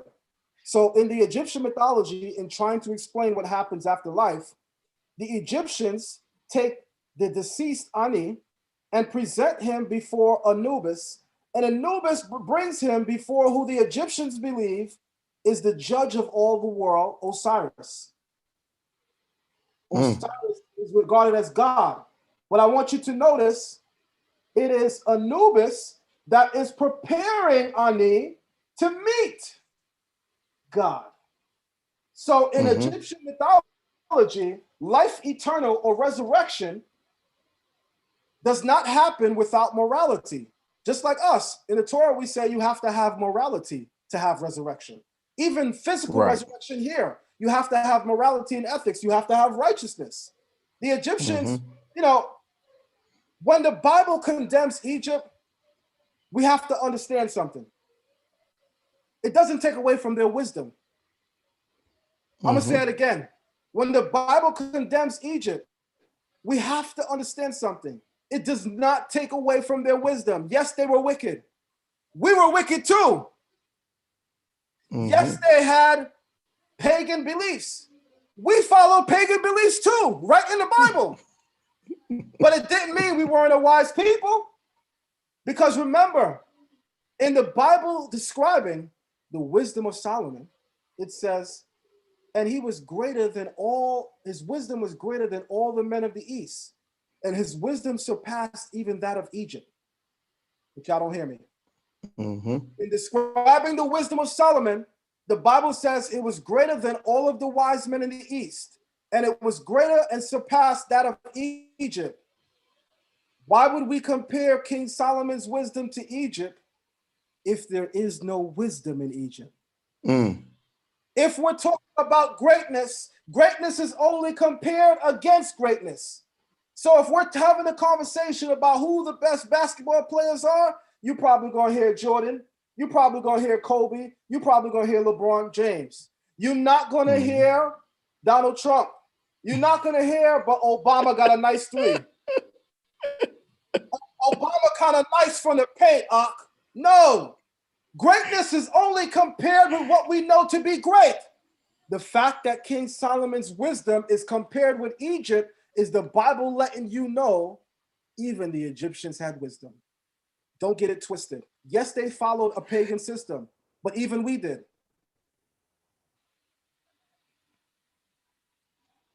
Let me ask you, because I think it was Dr. Ben. I think it might have been Dr. Ben. And Dr. Ben talked about, and of course you know this, I want you to kind of elaborate on it.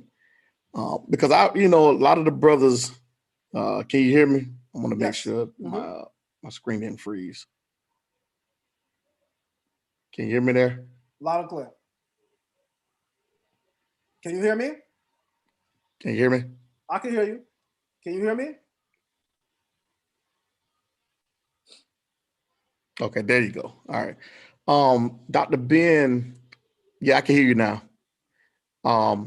Dr. Ben's made a statement about, because a lot of brothers in the Kemetic tradition love to say that we stole, our Torah was stole and copied from their Nasuts, shall I say, or the Metanetta or whatever. But Dr. Ben made it clear that the only thing that made Kemet great in its aspects of they were the first ones to write things down and keep records versus having an oral tradition like many of the other nations. They were the first ones to actually just say, hey, we're going to write, not just have an oral tradition, but we're going to write it down. What's your thoughts on it? Go a little bit more into that, Moreh. And I'm glad you brought that up, because I was actually the one that shared the same video clip that you're mentioning. That video clip not only is extremely hard to find, but you literally won't find it on the internet. I didn't get it from the internet. I got it from a personal archive of a friend of mine. I won't reveal that friend's name, but I got it from a personal archive of a friend of mine who was a student of Dr. Ben. And he said, I think you'd be interested in design. And he sent it to me, and I clipped it, and I shared it on my YouTube page. And in the video clip, Dr. Ben is with the host of Like It Is. Gil Bailey. And Gil Bailey is questioning Dr. Ben about the greatness of Kemet. And Dr. Ben says, the greatness of Kemet, oh no, we're actually, all right. That clip comes from Dr. Ben speaking at a university here in New York City. And he's sitting down and he's asked to speak about ancient Kemet. And he says, the greatness of Kemet is that she records her culture in stone. That is the greatness of Kemet. And he said, saying that Kemet is the oldest civilization is like saying that a rabbit is a bird. You cannot, because you cannot be further removed from the truth than that. He says Kemet is not only not the oldest nation, but he said, in fact, she's the youngest of those bordering the Nile.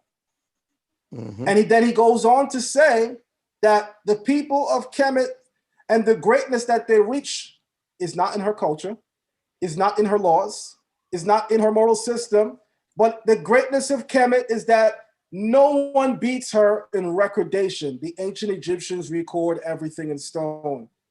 And that is the greatness of Kemet, still to this day. However, when it comes to the idea of the 10 Commandments, this is why a deep and invasive study of our tradition is important. If you ask the average Israelite right now, and I'm going to ask, when was the Exodus?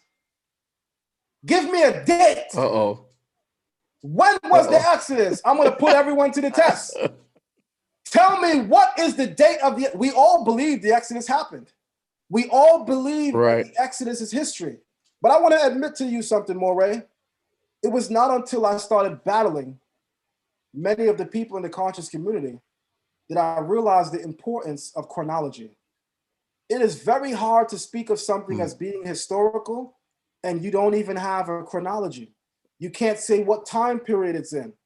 You can't give all of the details that would make something historical. Then how could you say something is historical when you're not giving that information with the details necessary to make it historical? So I'm going to ask again, everybody, please, no right or wrong answers. This is just another experiment. What is the date of the Exodus? Does anybody know? I'm going to give a couple. Moreh, I think it's kind of, it may be, I mean, the first thing is even trying to get them to understand, this whole 400 years of being enslaved in Egypt. That's a whole different type of thing, because many believe that Israel was enslaved for 400 years. But then the other aspect is Israel wasn't actually in physical slavery for 400 years, but around 200 and some odd years. And then they were in Goshen, for 200 and some odd years. So that I think that's kind of the question we got to get cleared up even within the whole community. That's right. That's a great point. And this is why our oral tradition is significant, because listen to this. History knows that the Asiatic foreigners who were in Egypt were only there about 210 years. The reality is we were in Egypt not 400 years, but almost exactly 210 years. The Bible describes the beginning of our captivity when Isaac is born. That's where that 400 year comes from. From the birth of Isaac, that's when the 400-year marker begins. We're not even a nation when Isaac is born, because Jacob is not even here yet, obviously. We were only in ancient Kemet for 210 years. But the Bible begins the time span of captivity with Isaac, because the Bible begins the time span of our captivity with the moment that Abraham leaves ancient Egypt, which is highly significant to note. So in further developing that point, you made another point that I wanted to talk about when it comes to recordation. I see somebody in the chat room wrote 1200 BCE as the date of the Exodus. And I just want to say that that's incorrect, but that's okay. I see the real Dr. Phil. Shout out to you. That's a dope name, the real Dr. Phil. I like that. Between 1400 and 1200 BC. And that's actually far more accurate. But I think the best answer given is William Smithers, because he said, I don't know. You know what I teach, Moreh, in all of my classes? The best answer one can give when our knowledge on a particular subject is limited is to say, I don't know. The worst thing we can do is guess. The worst thing we can do is guess. Most of the scholarship we have today, most of the things that are believed in our community today is based on guesswork. And that's the worst thing you could do. The best thing you can do when you don't know something is to say, I don't know. Because you set yourself up by saying, I don't know, for finding the answer. The more you come into spaces with humility, because remember, it takes humility to say, I don't know. How many Israelite teachers on their live, when they're asked questions, you can actually hear them say, I don't know. Most of them will try their best to run around the topic and not address it, rather than simply admit, I don't know. But I tell everyone in my classes, I don't know is the best answer for this one reason. The more you accustom yourself to being humble and saying, I don't know, the more you put yourself in a position where someone who actually does know says, oh, I could tell you, I got the answer, I know. But when you walk around as a person that knows everything, which remember, no one knows everything, then the people who do know a little bit more than you, because there are people that know more than us in the world, they can't get to share with you because you're walking around telling everyone that your cup is full. So because your cup is full, no one can pour into you. This is why King David prayed and said, create for me a hollow heart, because he knows God cannot pour into him if he is full of himself.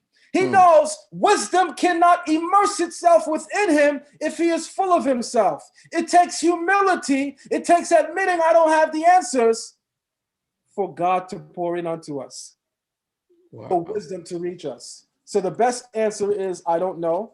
And I'll tell you guys, and I don't want anyone to accept my opinion. I want you to fact check it live. The date of the Exodus is 1446 BCE. 1446 BCE. That was the date of the Exodus. How do we get the date? King Solomon gives it to you right in the Bible when he tells you from the building of the Jerusalem temple until the Exodus, he gives you the time span. When you go back and you look at the years that King Solomon made the statement, to the time span he said that it is from the Exodus, that's 1446 BCE. And I adjure everyone to simply fact check me live.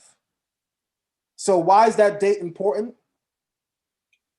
What we know as it pertains to the 42 negative confessions in ancient Kemet, and I just want to pull that up so you guys can see, is that the oldest representation of the 42 negative confessions or the 42 laws of Ma'at is in what is known as the Papyrus of Mehepri. He's a Nubian scribe, and the year is 1393 BC. The year is 1393 BC. Why is that significant, by the way? This is chapter 125 of the Runu Pert Emheru. This is chapter 125 of the 42 laws of Ma'at.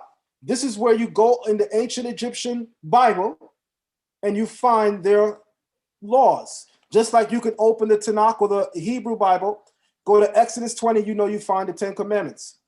In chapter 125 of the Runu Pert Emheru, misnomered as the Book of the Dead, is where you can find the 42 laws of Ma'at. The oldest representation of it is in the Papyrus of Mehepri. And you again don't have to take my word on it, because I shared a video clip of a grandmaster teacher called M. Fudishi, who's well into his 70s, who himself admits the very first time that Egypt gets the 42 laws of Ma'at is with the scribe known as Mehepri. The year is 1393 BC. Guys, the Exodus happened in 1446 BC. We received the Torah on Mount Sinai exactly 3 months after. The month is called Sivan, S-I-V-A-N. In Hebrew, it's pronounced S-I-W-A-N, Siwan. on the 6th of Siwan. On the Hebrew calendar year 2448, we received the Torah. The secular calendar year is 1446 BC. Just like right now, we are in 2021. What is the Hebrew calendar right now? What year are we, guys, on the Hebrew calendar? I was born 5740. I'm now 41, almost 42. So we are now in what? 57 what? 82. 5782. Even though the year on the Gregorian calendar is 2021. So when the Exodus occurred, the secular calendar is 1446 BCE, but the Hebrew calendar is 2448 BCE, and it's in, 2448, and it's in the 6th of Siwan, which is the 3rd month on the Hebrew calendar, 3 months after Nisan or Aviv. Why is that significant? Because that means almost a full 80 years before Egypt gets 42 laws of Ma'at, God already spoke the Torah to the children of Israel. So almost 100 years before Egypt receives her laws, God already declares to the children of Israel the Torah. This is why chronology. Let's get a little more. Go ahead. Finish your point. This is why, and this is the last point. This is why chronology is so important. If we don't know the date of the Exodus, then the Kemetic community can tell us anything. And we can still argue that they're wrong, but when you have dates, you can prove that they're wrong. But without dates, we're just arguing. But when you have dates, you have chronology, and you know the history, now you can prove that they're wrong. Man. All right. So let's I want to go here real quick. Let's see here. Want to get a little more. Go ahead and get some more. Get some more controversy. You just spewing it out anyway. So let's get a little more here. Let me see here. Where's my screen here? There we go. All right. Let's talk about Deuteronomy 28 and 68. And this was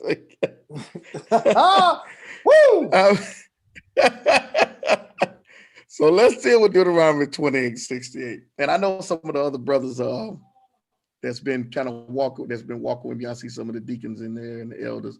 They've been walking with me for at least 4 or 5 years. So you guys, y'all see this, y'all are definitely understand the point and perspective. But to the new brothers and sisters that are tuning in, pay attention to this, okay? Please pay attention. And matter of fact, I think it was I saw another breakdown of this that was good. I think it was I forget his first name, but he goes by the Danite. What's his name? I forgot his name. Oh man. And I also seen Chief Uzziel didn't do one on this, did he? No, not in Hebrew. They go into it a lot, but he didn't do one in Hebrew. Are you familiar with I forgot his first name, but he wrote a book. And basically from New York too. He wrote a book. Kashub the Danite? Yeah. That's who it was. We're from the same congregation. Yeah. Okay, cool. Yeah, he did an awesome breakdown on this as well. So I want everybody to check this out. Yeshiyah, aka Mr. Blacktastic, you'll appreciate this as well. Here we go. Let's break this down. Let's check this out. Looking at biblical Hebrew, there's something called the het pa'el reflexive verb stem. There are 7 major verb stems in the Hebrew language.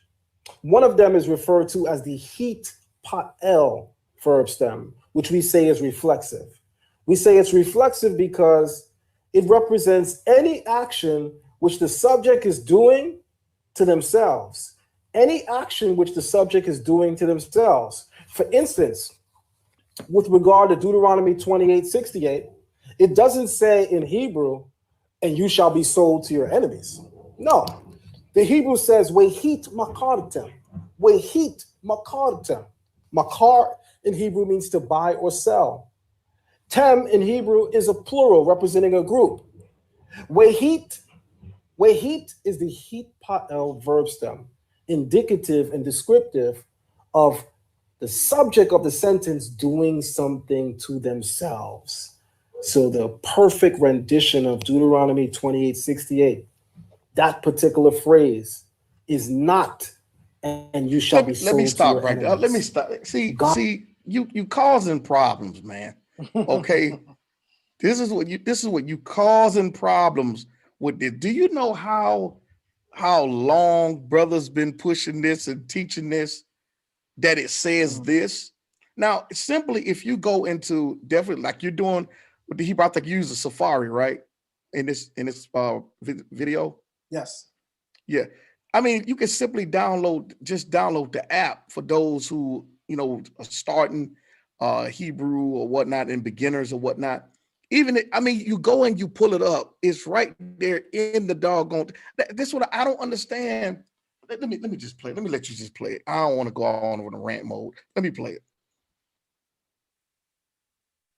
God says in biblical Hebrew, and you shall sell yourselves. Why does he say that we sold ourselves? That's not how it played out in history.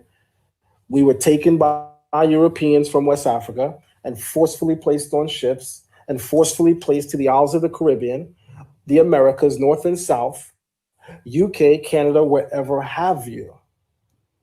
So understanding that, why does the Bible say we sold ourselves? Because in the language of the Bible, when you give up yourself to sin, when you give of yourself to sin, the Bible considers it a wage in that it says you worked for it. Throughout the Bible, in reference to many kings, it says, and he sold himself to do that which is evil in the eyes of the Lord. And he sold himself to do that which is wicked. And in the New Testament, it says, and the wages of sin are death. That's coming from the Old Testament. The Old Testament considers that when you give yourself unto sin, that's a wage. You worked for it. Hence, the New Testament comes and says, the wages of sin are death. So in Deuteronomy 28:68, defining for us how we go into captivity, God does not tell us it or describe it the way we know it to happen, which is our enemies sold us. God says you sold yourself. Because what does he want us to focus on? He doesn't want us to focus on the people he used to beat us up. He wants us to focus on the idea that we are the cause of our own destruction. And that's powerful. Okay. Now, if you understand and know, Moreh, hold on real quick.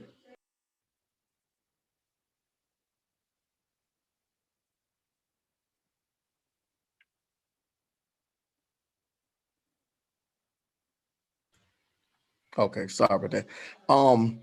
If you understand the basics, just the basics of the Torah, and understand the covenant, your point and perspective is on point and key to the aspect of how do you blame somebody else for something that we did? And I think that's the issue with a lot of our brothers, is that we're so focused on the tool that was used. It's like, do we ever get mad at the belt, Moreh? Never. When your mama tore your behind up and you looked at the belt and you said, as soon as she leaves, it's me and you. Never. So why does our community become so fixated on Esau? Why are we so fixated on the European kingdoms responsible for their role in the carrying of us to captivity, when the Bible makes it clear we are the cause of our captivity? You know what is special about the Bible, Moreh? There's a word called accountability. Psychologically speaking, when a person shows no signs of accountability, they're actually displaying signs of still being a child. Adults show accountability because adults are supposed to own up to the things that they have done. It is only a child that says, everything in my life is wrong because of you. It is only a child that says, this happened just because of you.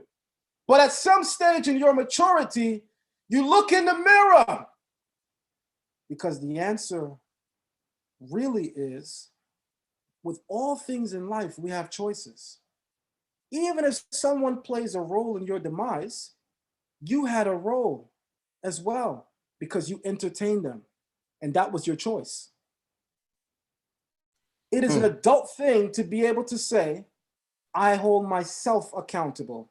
What is that old school proverb, Moreh? Fool me once, shame on you. Or fool me twice, shame on me. That's right. So what makes the Torah so powerful? It's a book of accountability.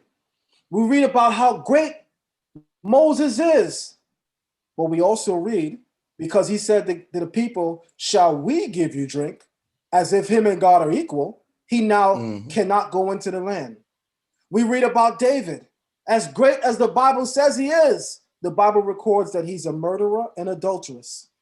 All of our great men and women in the Bible are not immune to sin or error.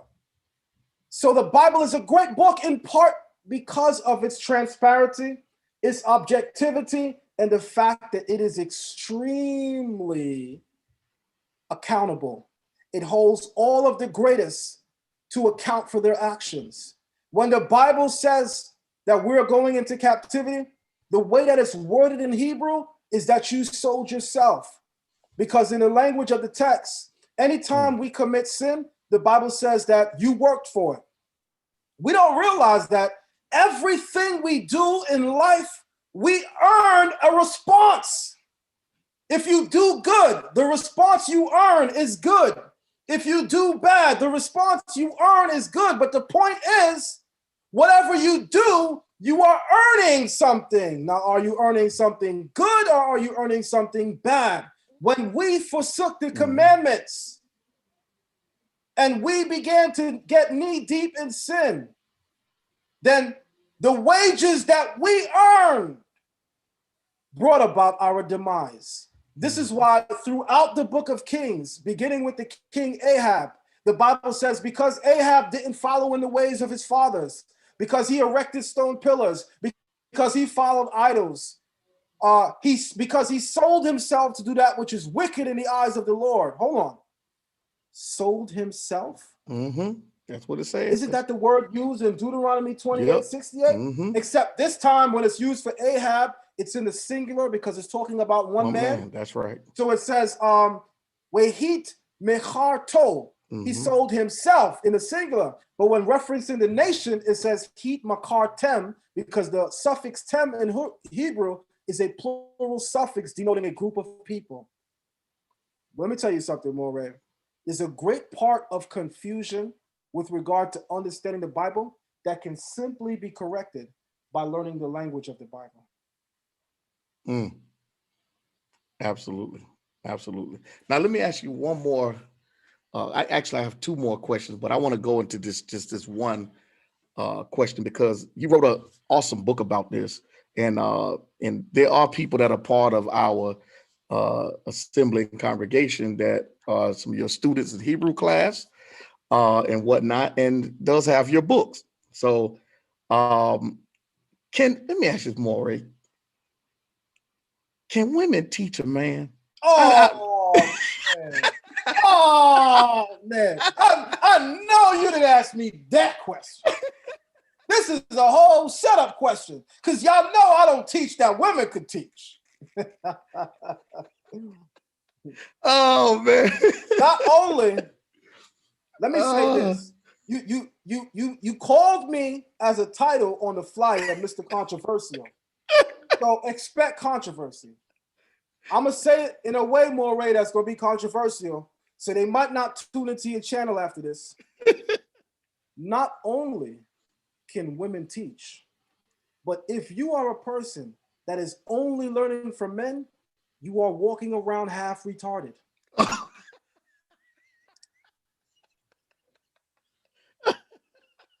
Hey, oh man, I told y'all, man. I told y'all, man. This is my brother here, man. He gonna keep it 100. Look, that's why when we had that conference in New York as Sister Only Loves, assembly up there, which was an awesome gathering of teachers and leaders and Christians and Israelites and things like that. You was like, nah, don't use that picture for that flyer. I'm like, why not? This is exhibits who Zion Lexx is.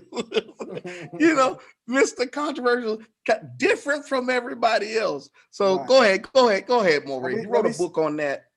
Let me say this. I wrote a book in 2016. Let's just make sure your audience. Hold on, let me blow it up real quick. Hold on. There you go. All right, I bought a book in 2016. I wrote a book in 2016 entitled Matriarchs of the Covenant. The book speaks on all of the matriarchs of the Bible, namely the Old Testament. And I highlight all of the intellectual and spiritual achievements of the women of the Bible. Now, why do I do so? What I learned and observed in the 27 years that I've been an Israelite, I've been an Israelite 41 years, but in the 27 years of knowing myself as an Israelite, the things that I observed is that even in places that said that they have respect for women, you can truly see, Moreh, that they really don't have respect for women. Even among Israelites that feel that women could teach, Moreh, I gotta tell you, they don't really feel that way. Because the proof is not in what we say, the proof is in what we do. Talk is so cheap, people do it in their sleep. Yeah. And what I notice is that our women are extremely marginalized.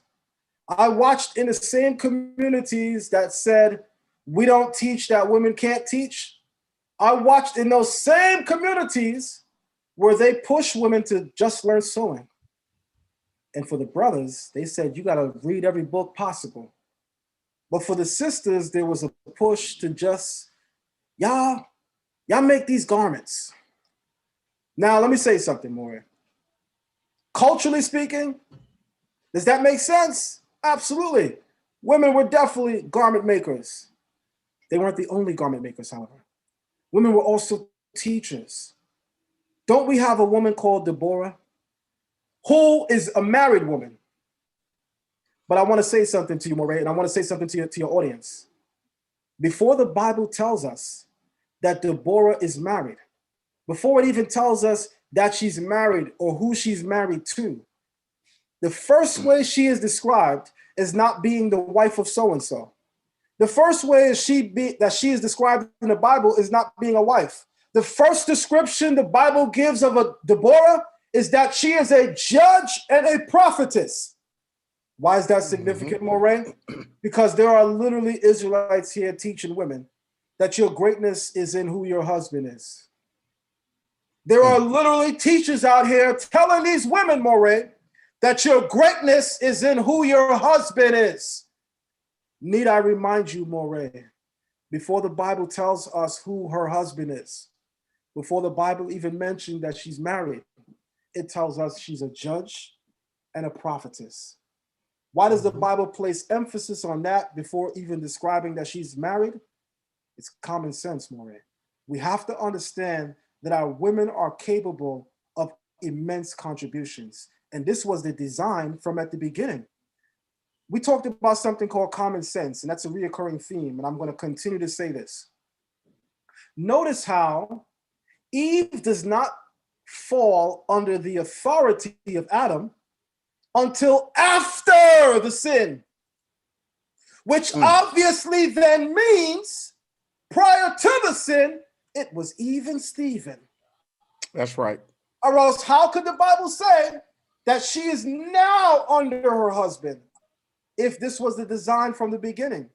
So the design that the Creator saw from the beginning was that the two were even Stephen, intellectually speaking and spiritually speaking. The two, Moreh, were truly one. You cannot truly be one if he is the only intellectual. You cannot truly be one if he is the real spiritual one. But you can truly be said to be one when you are both intellectual. You can truly be said to be one when you are both spiritual. I want us to notice something. The first woman the Bible talks about, I don't know what the people out here saying. I heard the name Eve, but I got to tell you, as a spokesman of the Bible, of which we are as Morehs, right? As teachers, we're spokesmen, right? Mm-hmm. This does don't say Moreh over here as a title. I'm really a Moreh in the community, as you Right. are as well. I was given this title not by people on Facebook, but Right. by elders with many years of practicing Torah. That's right. Right? So, in saying that, Moreh, we got to teach this book. Because the Bible says the first woman is called Hawa, not Eve, Hawa. And this is why Hebrew is so important. Because if we say in Eve, all we thinking about is apple juice. You know, one of the most famous brands of apple juice is Eve, associated with the story garden. What we talk about here? The Bible says her name is Hawa. In the Bible, it says she is the mother of all living. So when you ask Moreh, the average Hebrew, what is the meaning of Eve's name, Moreh? You know what they will say to you, Moreh? They'll say Eve means the mother of all living. And I want to tell you this, Moreh, that is only partially true. I'll tell you why. The word for life in Hebrew is chaya. Chaya. That's how you say life. Or you can say chai, which is spelled in Hebrew chet and yod. Chai. If you want to say living in Hebrew, it's chaya, and that's spelled chet yod hey. I want you to notice something, Moreh. When you open the text, Eve's name is not spelled chet yod hey. Eve's name is spelled chet wav hey. The Bible doesn't call Eve chaya, which is living. The Bible calls her Hawa with a W, which means to speak life. Open up Psalms chapter 19. Look at verses 2 through 3. Day unto day speaks. Matter of fact, let me read it. Because one thing I'm big on is not butchering the text by missing a single word. I want this to be perfect. Psalms 19, verse 2 says, the heavens declare the glory of God, and the firmament tells of his handiwork. Day after day utters speech, and night after night declares knowledge. Well, Moreh, the word for declares, as in declares knowledge, in Psalms 19 and 3, that's the word Yahweh. Yahweh, spelled in Hebrew, Yod, Chet, Wav, He. The root, however, is Hawa, Eve's name. The word used in Psalms 19:3 for declares knowledge is Hawa. That's Eve's name. How could we even imagine that women can't teach when the name that God gives the first woman is to declare knowledge? Hello! Hey, listen, boy. I'm sitting there trying to stop from laughing. They are in the chat clowning about you ain't getting no more cookout invitations. Somebody said Zion just lost half of his cookout invitations too, and may not get any potato salad at some for speaking truth. Then somebody said you might get the raisin potato salad. and you know what, Moreh? You see, in our, I don't want to say profession, as I really want to say calling, we have to be prepared. If we are truly speaking the word of God, Moreh, you know who is, this is not written in the Torah, so I don't want anybody to think I'm adding to the Bible. So that's why I'm going to say, what I'm about to say is not written in the Bible, but it can be inferred. Okay. You know who is truly called by God? Those people who, when the moment we hear what they have to say, we reject it. You know why, Moreh? Go back and look in the Bible. Did the children of Israel ever like or even entertain the men and women of God? Were they not all hated? Wow. You Say know it why, all the Moreh? time. Say it all the time. It boils down to something that all of us know, especially in the Black community. We say this so often. Nobody likes the truth, Moreh. Nobody likes the truth. The best among us, the truly best, are simultaneously, Moreh, the most hated among us. But you know why, Moreh?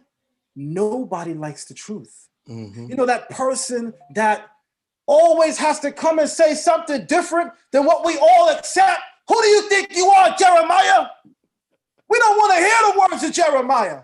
But Jeremiah speaking the word of God. We don't want to hear the voice of Ezekiel. But Ezekiel speaking the word of God. Nobody wants to hear the truth because we are living in falsehood and futility. And the truth is a direct contradiction of that lifestyle. The true mark of someone called by God is that they are simultaneously hated by the people. Go check the record. The people saw Moses climb on Mount Sinai, heard God speak directly to him, and still challenged him.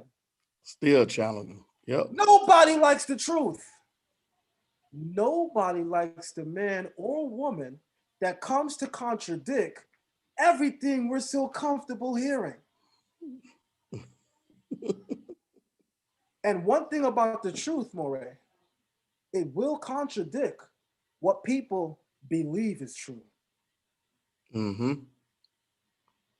Man, look, they been stopped inviting me to the cookout. We got too many more Raws in our congregation, so they been stopped inviting me. So, but let's get into this more. I want to ask you one last question, and we're gonna get out of here. So, man, now this was controversial. I kind of saw this because I've been following you for a while. And I kind of saw this coming, and I thank the Most High to be able to have a conversation with a brother. I wish he was on here now watching, but I'll send him the video. Both of us was actually following you for a while, and I told him, I said, man, just the way you approach things, just seeking the truth, I really believe that the Most High would guide in that area of things. And I just told him, I said, man, just watch the brother. I'm telling you, he's not closed-minded. And I think his pursuit will eventually lead him to a place. Whatever that is, I don't know, but I don't think it will be totally where he is right now in the way many people have come at him. At one point in time, you had a belief that Yeshua never existed. Am I correct? That is absolutely correct. The temple that I came from actually taught that the entire New Testament was as fake as Snow White and the Seven Dwarfs. To quote the head of the place, to quote Nasi Yashuvel's father, Prince Sapor, who I respect dearly, they taught, and still teach that the New Testament and its narrative is as fake as Snow White and the Seven Dwarfs. And remember, when I came into that school, I'm 14 years old, and these are the people who are introducing me to all of the culture of Israel, all of the culture of the Bible. So with all of the powerful things that they were telling me, I assumed that this was right too. But I read somewhere in the New Testament that when I am a child, I do as a child. But when I am an adult, I do as an adult. Now, I know I'm butchering it, but you know what New Testament scripture I'm referencing. You good. Right? So you're dealing with, Paul. When I got older, I started to research on my own, and I discovered, as much as I love my elders, no one knows everything. Yeah. And they were wrong. Let me ask you this, because when I initially it was the I think it was like thumbnail, and I'm glad you kind of did that with Chief Uzziel, because just looking at the way you guys function with one another on screen and things like that, I could tell that there's such a mutual respect. Not only that, but I think I really believe there's a sincere brotherhood. You can see the spirit there. And for him to interview you, because I watched the different parts of the interview, what was that like, coming to the place that, and I know we all still have growth and it's still a process, but what was it like going from, wait a minute, let me start over. It was in that there was one of the, I think was it one of the brothers that you grew up with who introduced you to the community? Mm-hmm. Was it him who you didn't know that he was even looking into the New Testament and aspects? You want to share that? Go ahead, because I don't want to butcher it up, but I think that I'm on the right track with that. And it was a statement that he said that actually stuck with you about when we see, it was a statement that Yeshua said that could be viewed in the non-Messianic community as idol worship or becoming an idol or something like that. Yeah, that was a powerful part in the video. Yes, I remember. I'll tell you. So let me just give you I'm gonna make this as fast as possible. Okay. Most people know Nasi Yashuvel because of the thing with SETI, the debate, and of course Kevin on trial. Mm-hmm. It's his father's congregation that I really became I want to say a beast in terms of my ability to defend this book. Mm-hmm. You know, his father's congregation got a hell of a debaters come out of this congregation, brother. Kashub the Danite, yeah, he is an amazing Hebrew teacher. We learned Hebrew from some of the same teachers. He actually has more Hebrew teachers that he learned and studied with than even me. Mm-hmm. And that's because he came into this way of life not by himself, but with his mother. But I came alone, so he had a little bit more exposure. But he comes from that school too, Shema Israel. And I want to tell you that one thing we do in there is debate. And Nasi Yashuvel, being my age, we're both born in 1979. I'm born November 7th. Damn, Moreh, you feel comfortable giving us your whole age? Yeah, I'm one of them black men that don't got a bad record. You can look me up. You can look me up. I'm not working for the feds. Right. So I'm born in 1979, November 7th. Nasi Yashuvel is born in July of 1979. So he's about 4 months older than me, let's say. So we were very close coming up. And his older brother, Prince Nathaniel, that's my man. That's my man. Like, I love Prince Nat. And that's the person that we're talking about now. He's the person that made the statement that we're going to entertain. And I want to say this with all humility and respect. But most people know about Nasi Yashuvel. They know him to be very humble, they say. They know him to be very intelligent. But I want to tell you guys something. And this is not me being arrogant. If we're going to put it on the record, we're going to keep it real. In the 90s, when I was in his father's temple, he was not really there because there was a time that he left and went to Georgia. That's why most people know him as coming from Georgia. Yeah. But he's originally from New York.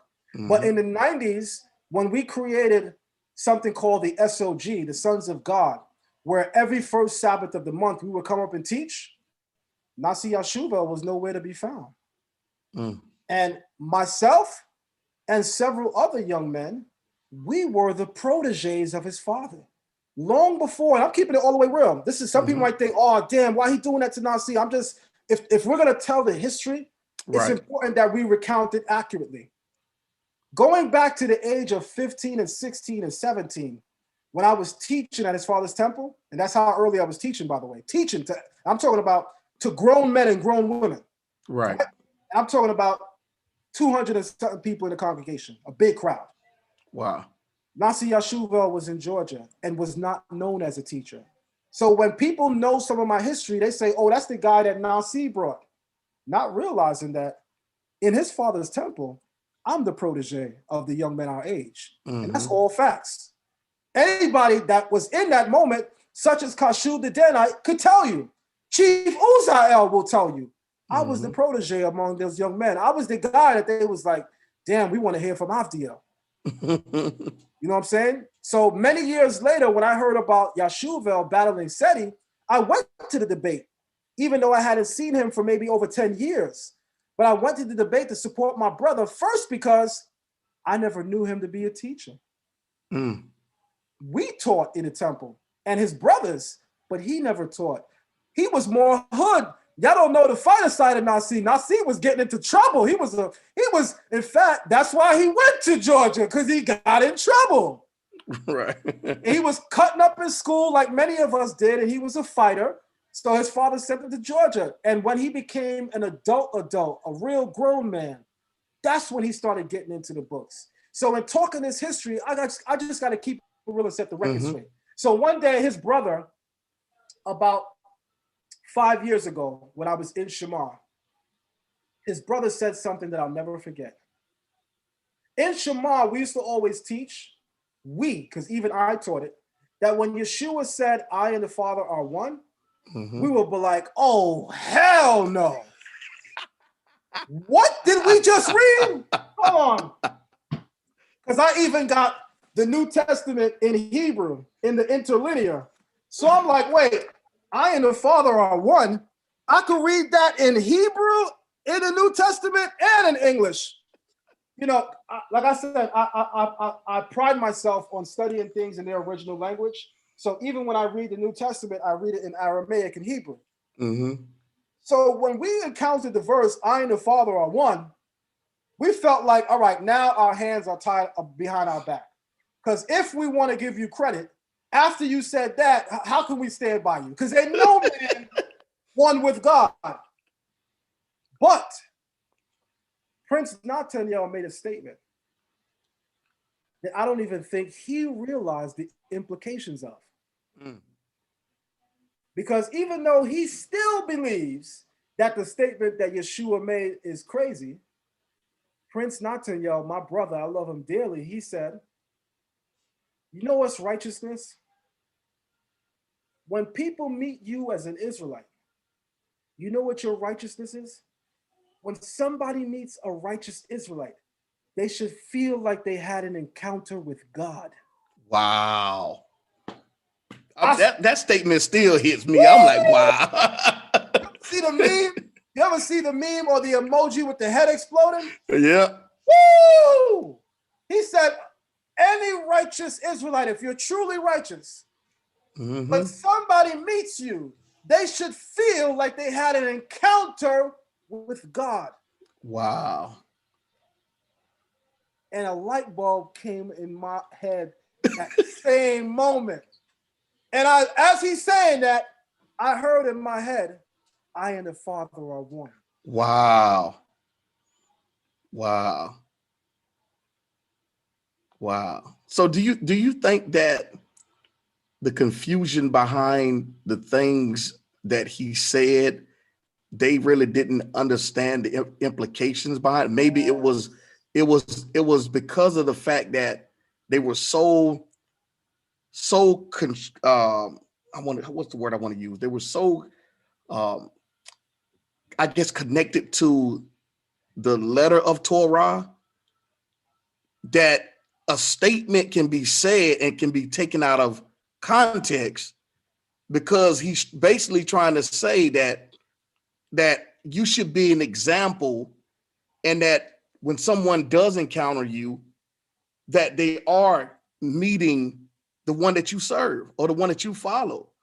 I mean, what do you think? Why do you think that they kind of misunderstood a lot of his statement? Even to this day, there's still a lot of people that still, even when I had Nassim we were kind of even talking about that. It's the statements that he made that cause more trouble than actually looking into exactly what is he trying to say. Let me say this to you. I am far from Yeshua. Right. I Right. truly believe, Moreh, I truly believe that he was a master teacher of Torah. With Right. that being said, I can't tie his shoes. Yeah. But I want to say something to you. You called me Mr. Controversial. Don't you know that that's what he would have been in his era? Yep. That's true. Exactly That's what true. he was. He was somebody that would say things that people never heard before, but we all knew because nobody's stupid. Yeah. We all knew that, damn, it sounds deep, Yeah. but we don't all the way want to trust it because first, you see, Moreh, when you are not living Torah, how can you truly open your ears to Torah? Wow. Wow. You have to live Torah. There are Israelites that really think the wisdom of the Torah will be revealed to them if they stack their library this high. Mm-hmm. The wisdom of the Torah is revealed when you become a living embodiment of Torah. And that's what Yeshua means when he says that it was made for man and not man for it. That is the deeper context of understanding the law, understanding the concept that he is an embodiment of Torah. You cannot truly attain to wisdom unless you begin to embody Torah. How do you do that? You got to live within it. In living within the confines of Torah, you'd be so surprised at how exalted your mind becomes, how open your spirit becomes. And then that's when wisdom feels comfortable in now resting and residing within you. Because it says, I, wisdom, only dwell with a humble and contrite spirit or heart. So the Torah teaches us humility. The Torah says, if the ox of your neighbor crouches under its burden, you shall repeatedly help him. Excuse me, if the ox of your enemy crouches under its burden, if it falls, you shall repeatedly help him. Now, they spoke of ox because that was the vehicle of their day. Right. But let's bring it back to 2021. If every day you pass by Martin Luther King Boulevard, every black city got a Martin Luther King Drive, road, avenue, or boulevard, right? And you continually see your brother, who you think is your enemy. I say think because the moment you call your brother your enemy, you ain't speaking Torah. So the moment you see your enemy, who's really your brother, you're going to act like you don't see him. That's not Torah. Torah says, if the ox of your enemy crouches under its burden, you shall repeatedly help him. You don't get to say, he my enemy, and I helped him on Monday. I ain't helping him on Wednesday. I helped him enough. I'll keep going. If you the one that keep running into him while he's down and out, the Torah says, you shall be the one to help him repeatedly. Moreh, what do you think the Torah is teaching us? You see, Moreh, the Torah is transformational. It transforms the spirit. When we practice and live Torah, we can no longer be who we were. When we practice and live Torah, we are not even physical in that moment. We are truly spiritual. It is the practice and becoming a living embodiment of Torah that transfigurates us in spirit or transforms us in spirit. And that's the idea of Torah, because the Torah is love. Oh man, what? Zion is also Christian? The Torah is love?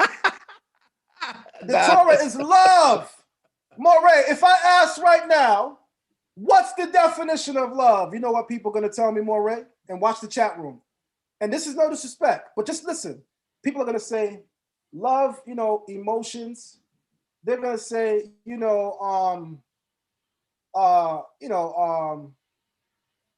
having a good heart or being kind. This is the importance of learning Hebrew, Moreh. The word for love in biblical Hebrew is ahav. Ahav. The first part is the letter Aleph. As a prefix, the letter Aleph, when it's the first letter in any Hebrew word, it's the first person future. It means I will. The second part is Hav, which means to give. So the word love in Hebrew is Ahav. I will always give. Or, Moreh, if you say I will always give, what are you saying? Unconditional giving. Wow. Giving without conditions. This is why I say to people, when they speak of love and they say I have unconditional love, I say there's no need to say unconditional love. They say why? I said because in the first language, Hebrew, the word for love means unconditional giving. Unconditional is part of the definition of love, so you never have to speak of love as unconditional love. The word love itself already entails giving without restraint, giving without condition. But hold on, Moreh, because let's be real, Moreh. How can I be unconditional in my giving with someone that wrongs me? How can I be unconditional in my giving with someone who fails me?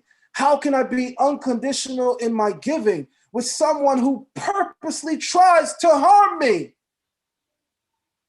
You become unconditional in giving only when you are following what God says. And then watch this, Moreh. If you behave unconditionally with your giving, do you know what that does? It transforms you in spirit because it is against everything you believe. You believe if you do wrong to me, I'm going to do wrong to you. We believe if you hurt me, I'm going to hurt you. But the Torah says, do unto others as you would have done unto yourself. That is unconditional giving, Moreh. That is love. Love is transformative. It takes you out of the physical and into the spiritual. When you practice Torah, you become a transformed spirit that the Creator can now use. You now can be used as a holy vessel. You can empower the people. You can empower peoples and nations. You can be the spark that unites the world. That's right. Man, that's powerful, bro. Oh, man. Look, so here's what I want to do. I want to transition out. Man, powerful. We're going to definitely have to have Moreh back. Shout out to, I just seen in the chat, Moreh, Pastor Kelly Richardson, We Woke Now. Shout out to Moreh, David Glenn or David Royal. Shout out to him as well.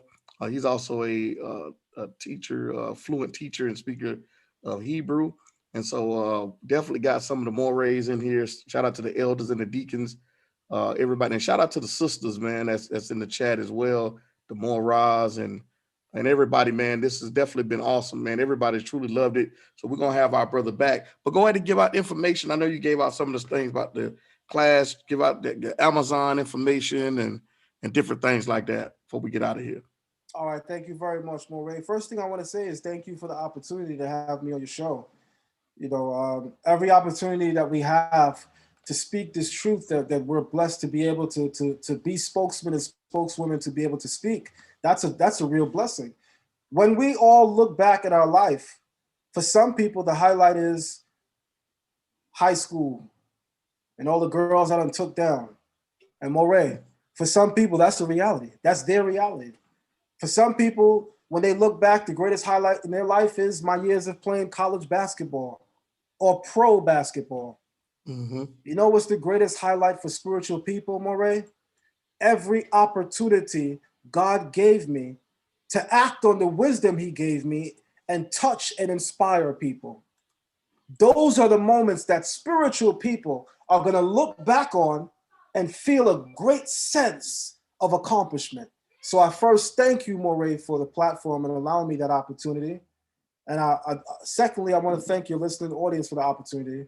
And lastly, I want to say, if anyone is interested in my classes, you can email me at zionlex@gmail.com. You can email me at zionlex@gmail.com. When you email me, I will share with you how you can enter my classes.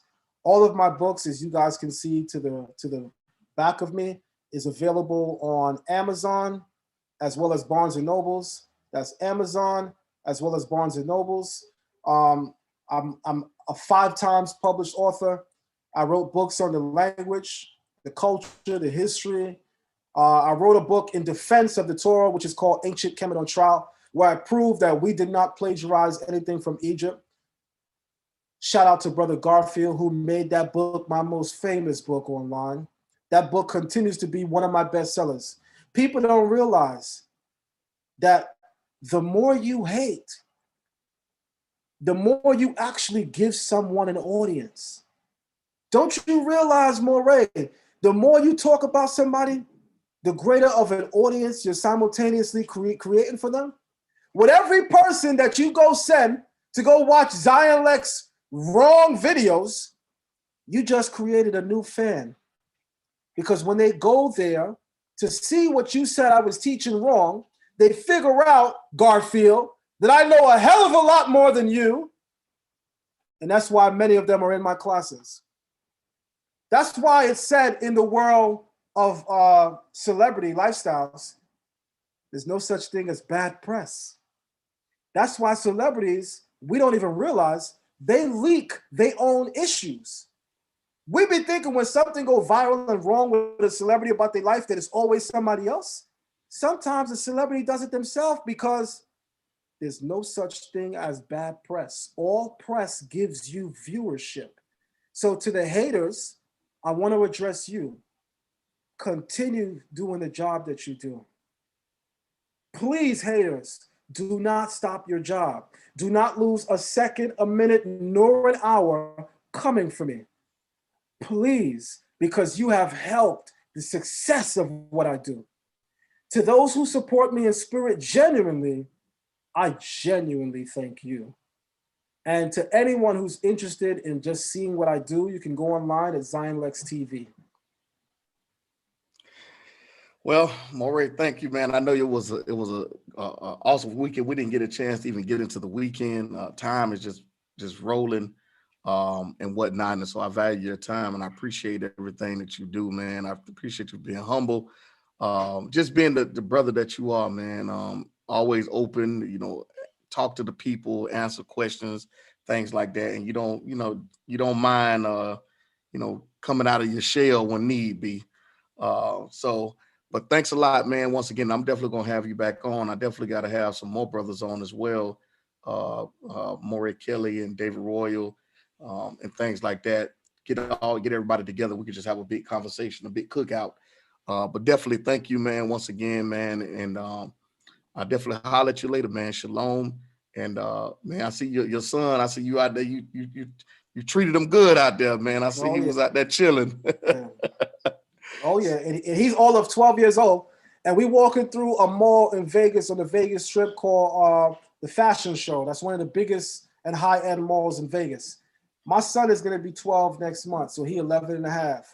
Bro, you got 16-year-old girls catcalling my son. I said, oh man. One of his twin sisters, he has twins. I have 16-year-old daughters that are twins, and she just heard me say that, and she just looked at me like, yeah, man. So I'm thankful of all the experiences that I have in life, Moreh. I truly am, because it's our experience that molds us for who we are to become in life. I even thank the Creator for those moments where my immaturity found my maturity. I thank the Creator for those moments where my shortcomings allowed for me to become stronger. None of us are perfect. All of us are a work in progress. We can become perfect if we follow this law. That's why Abraham was told, walk with me and be thou tamim.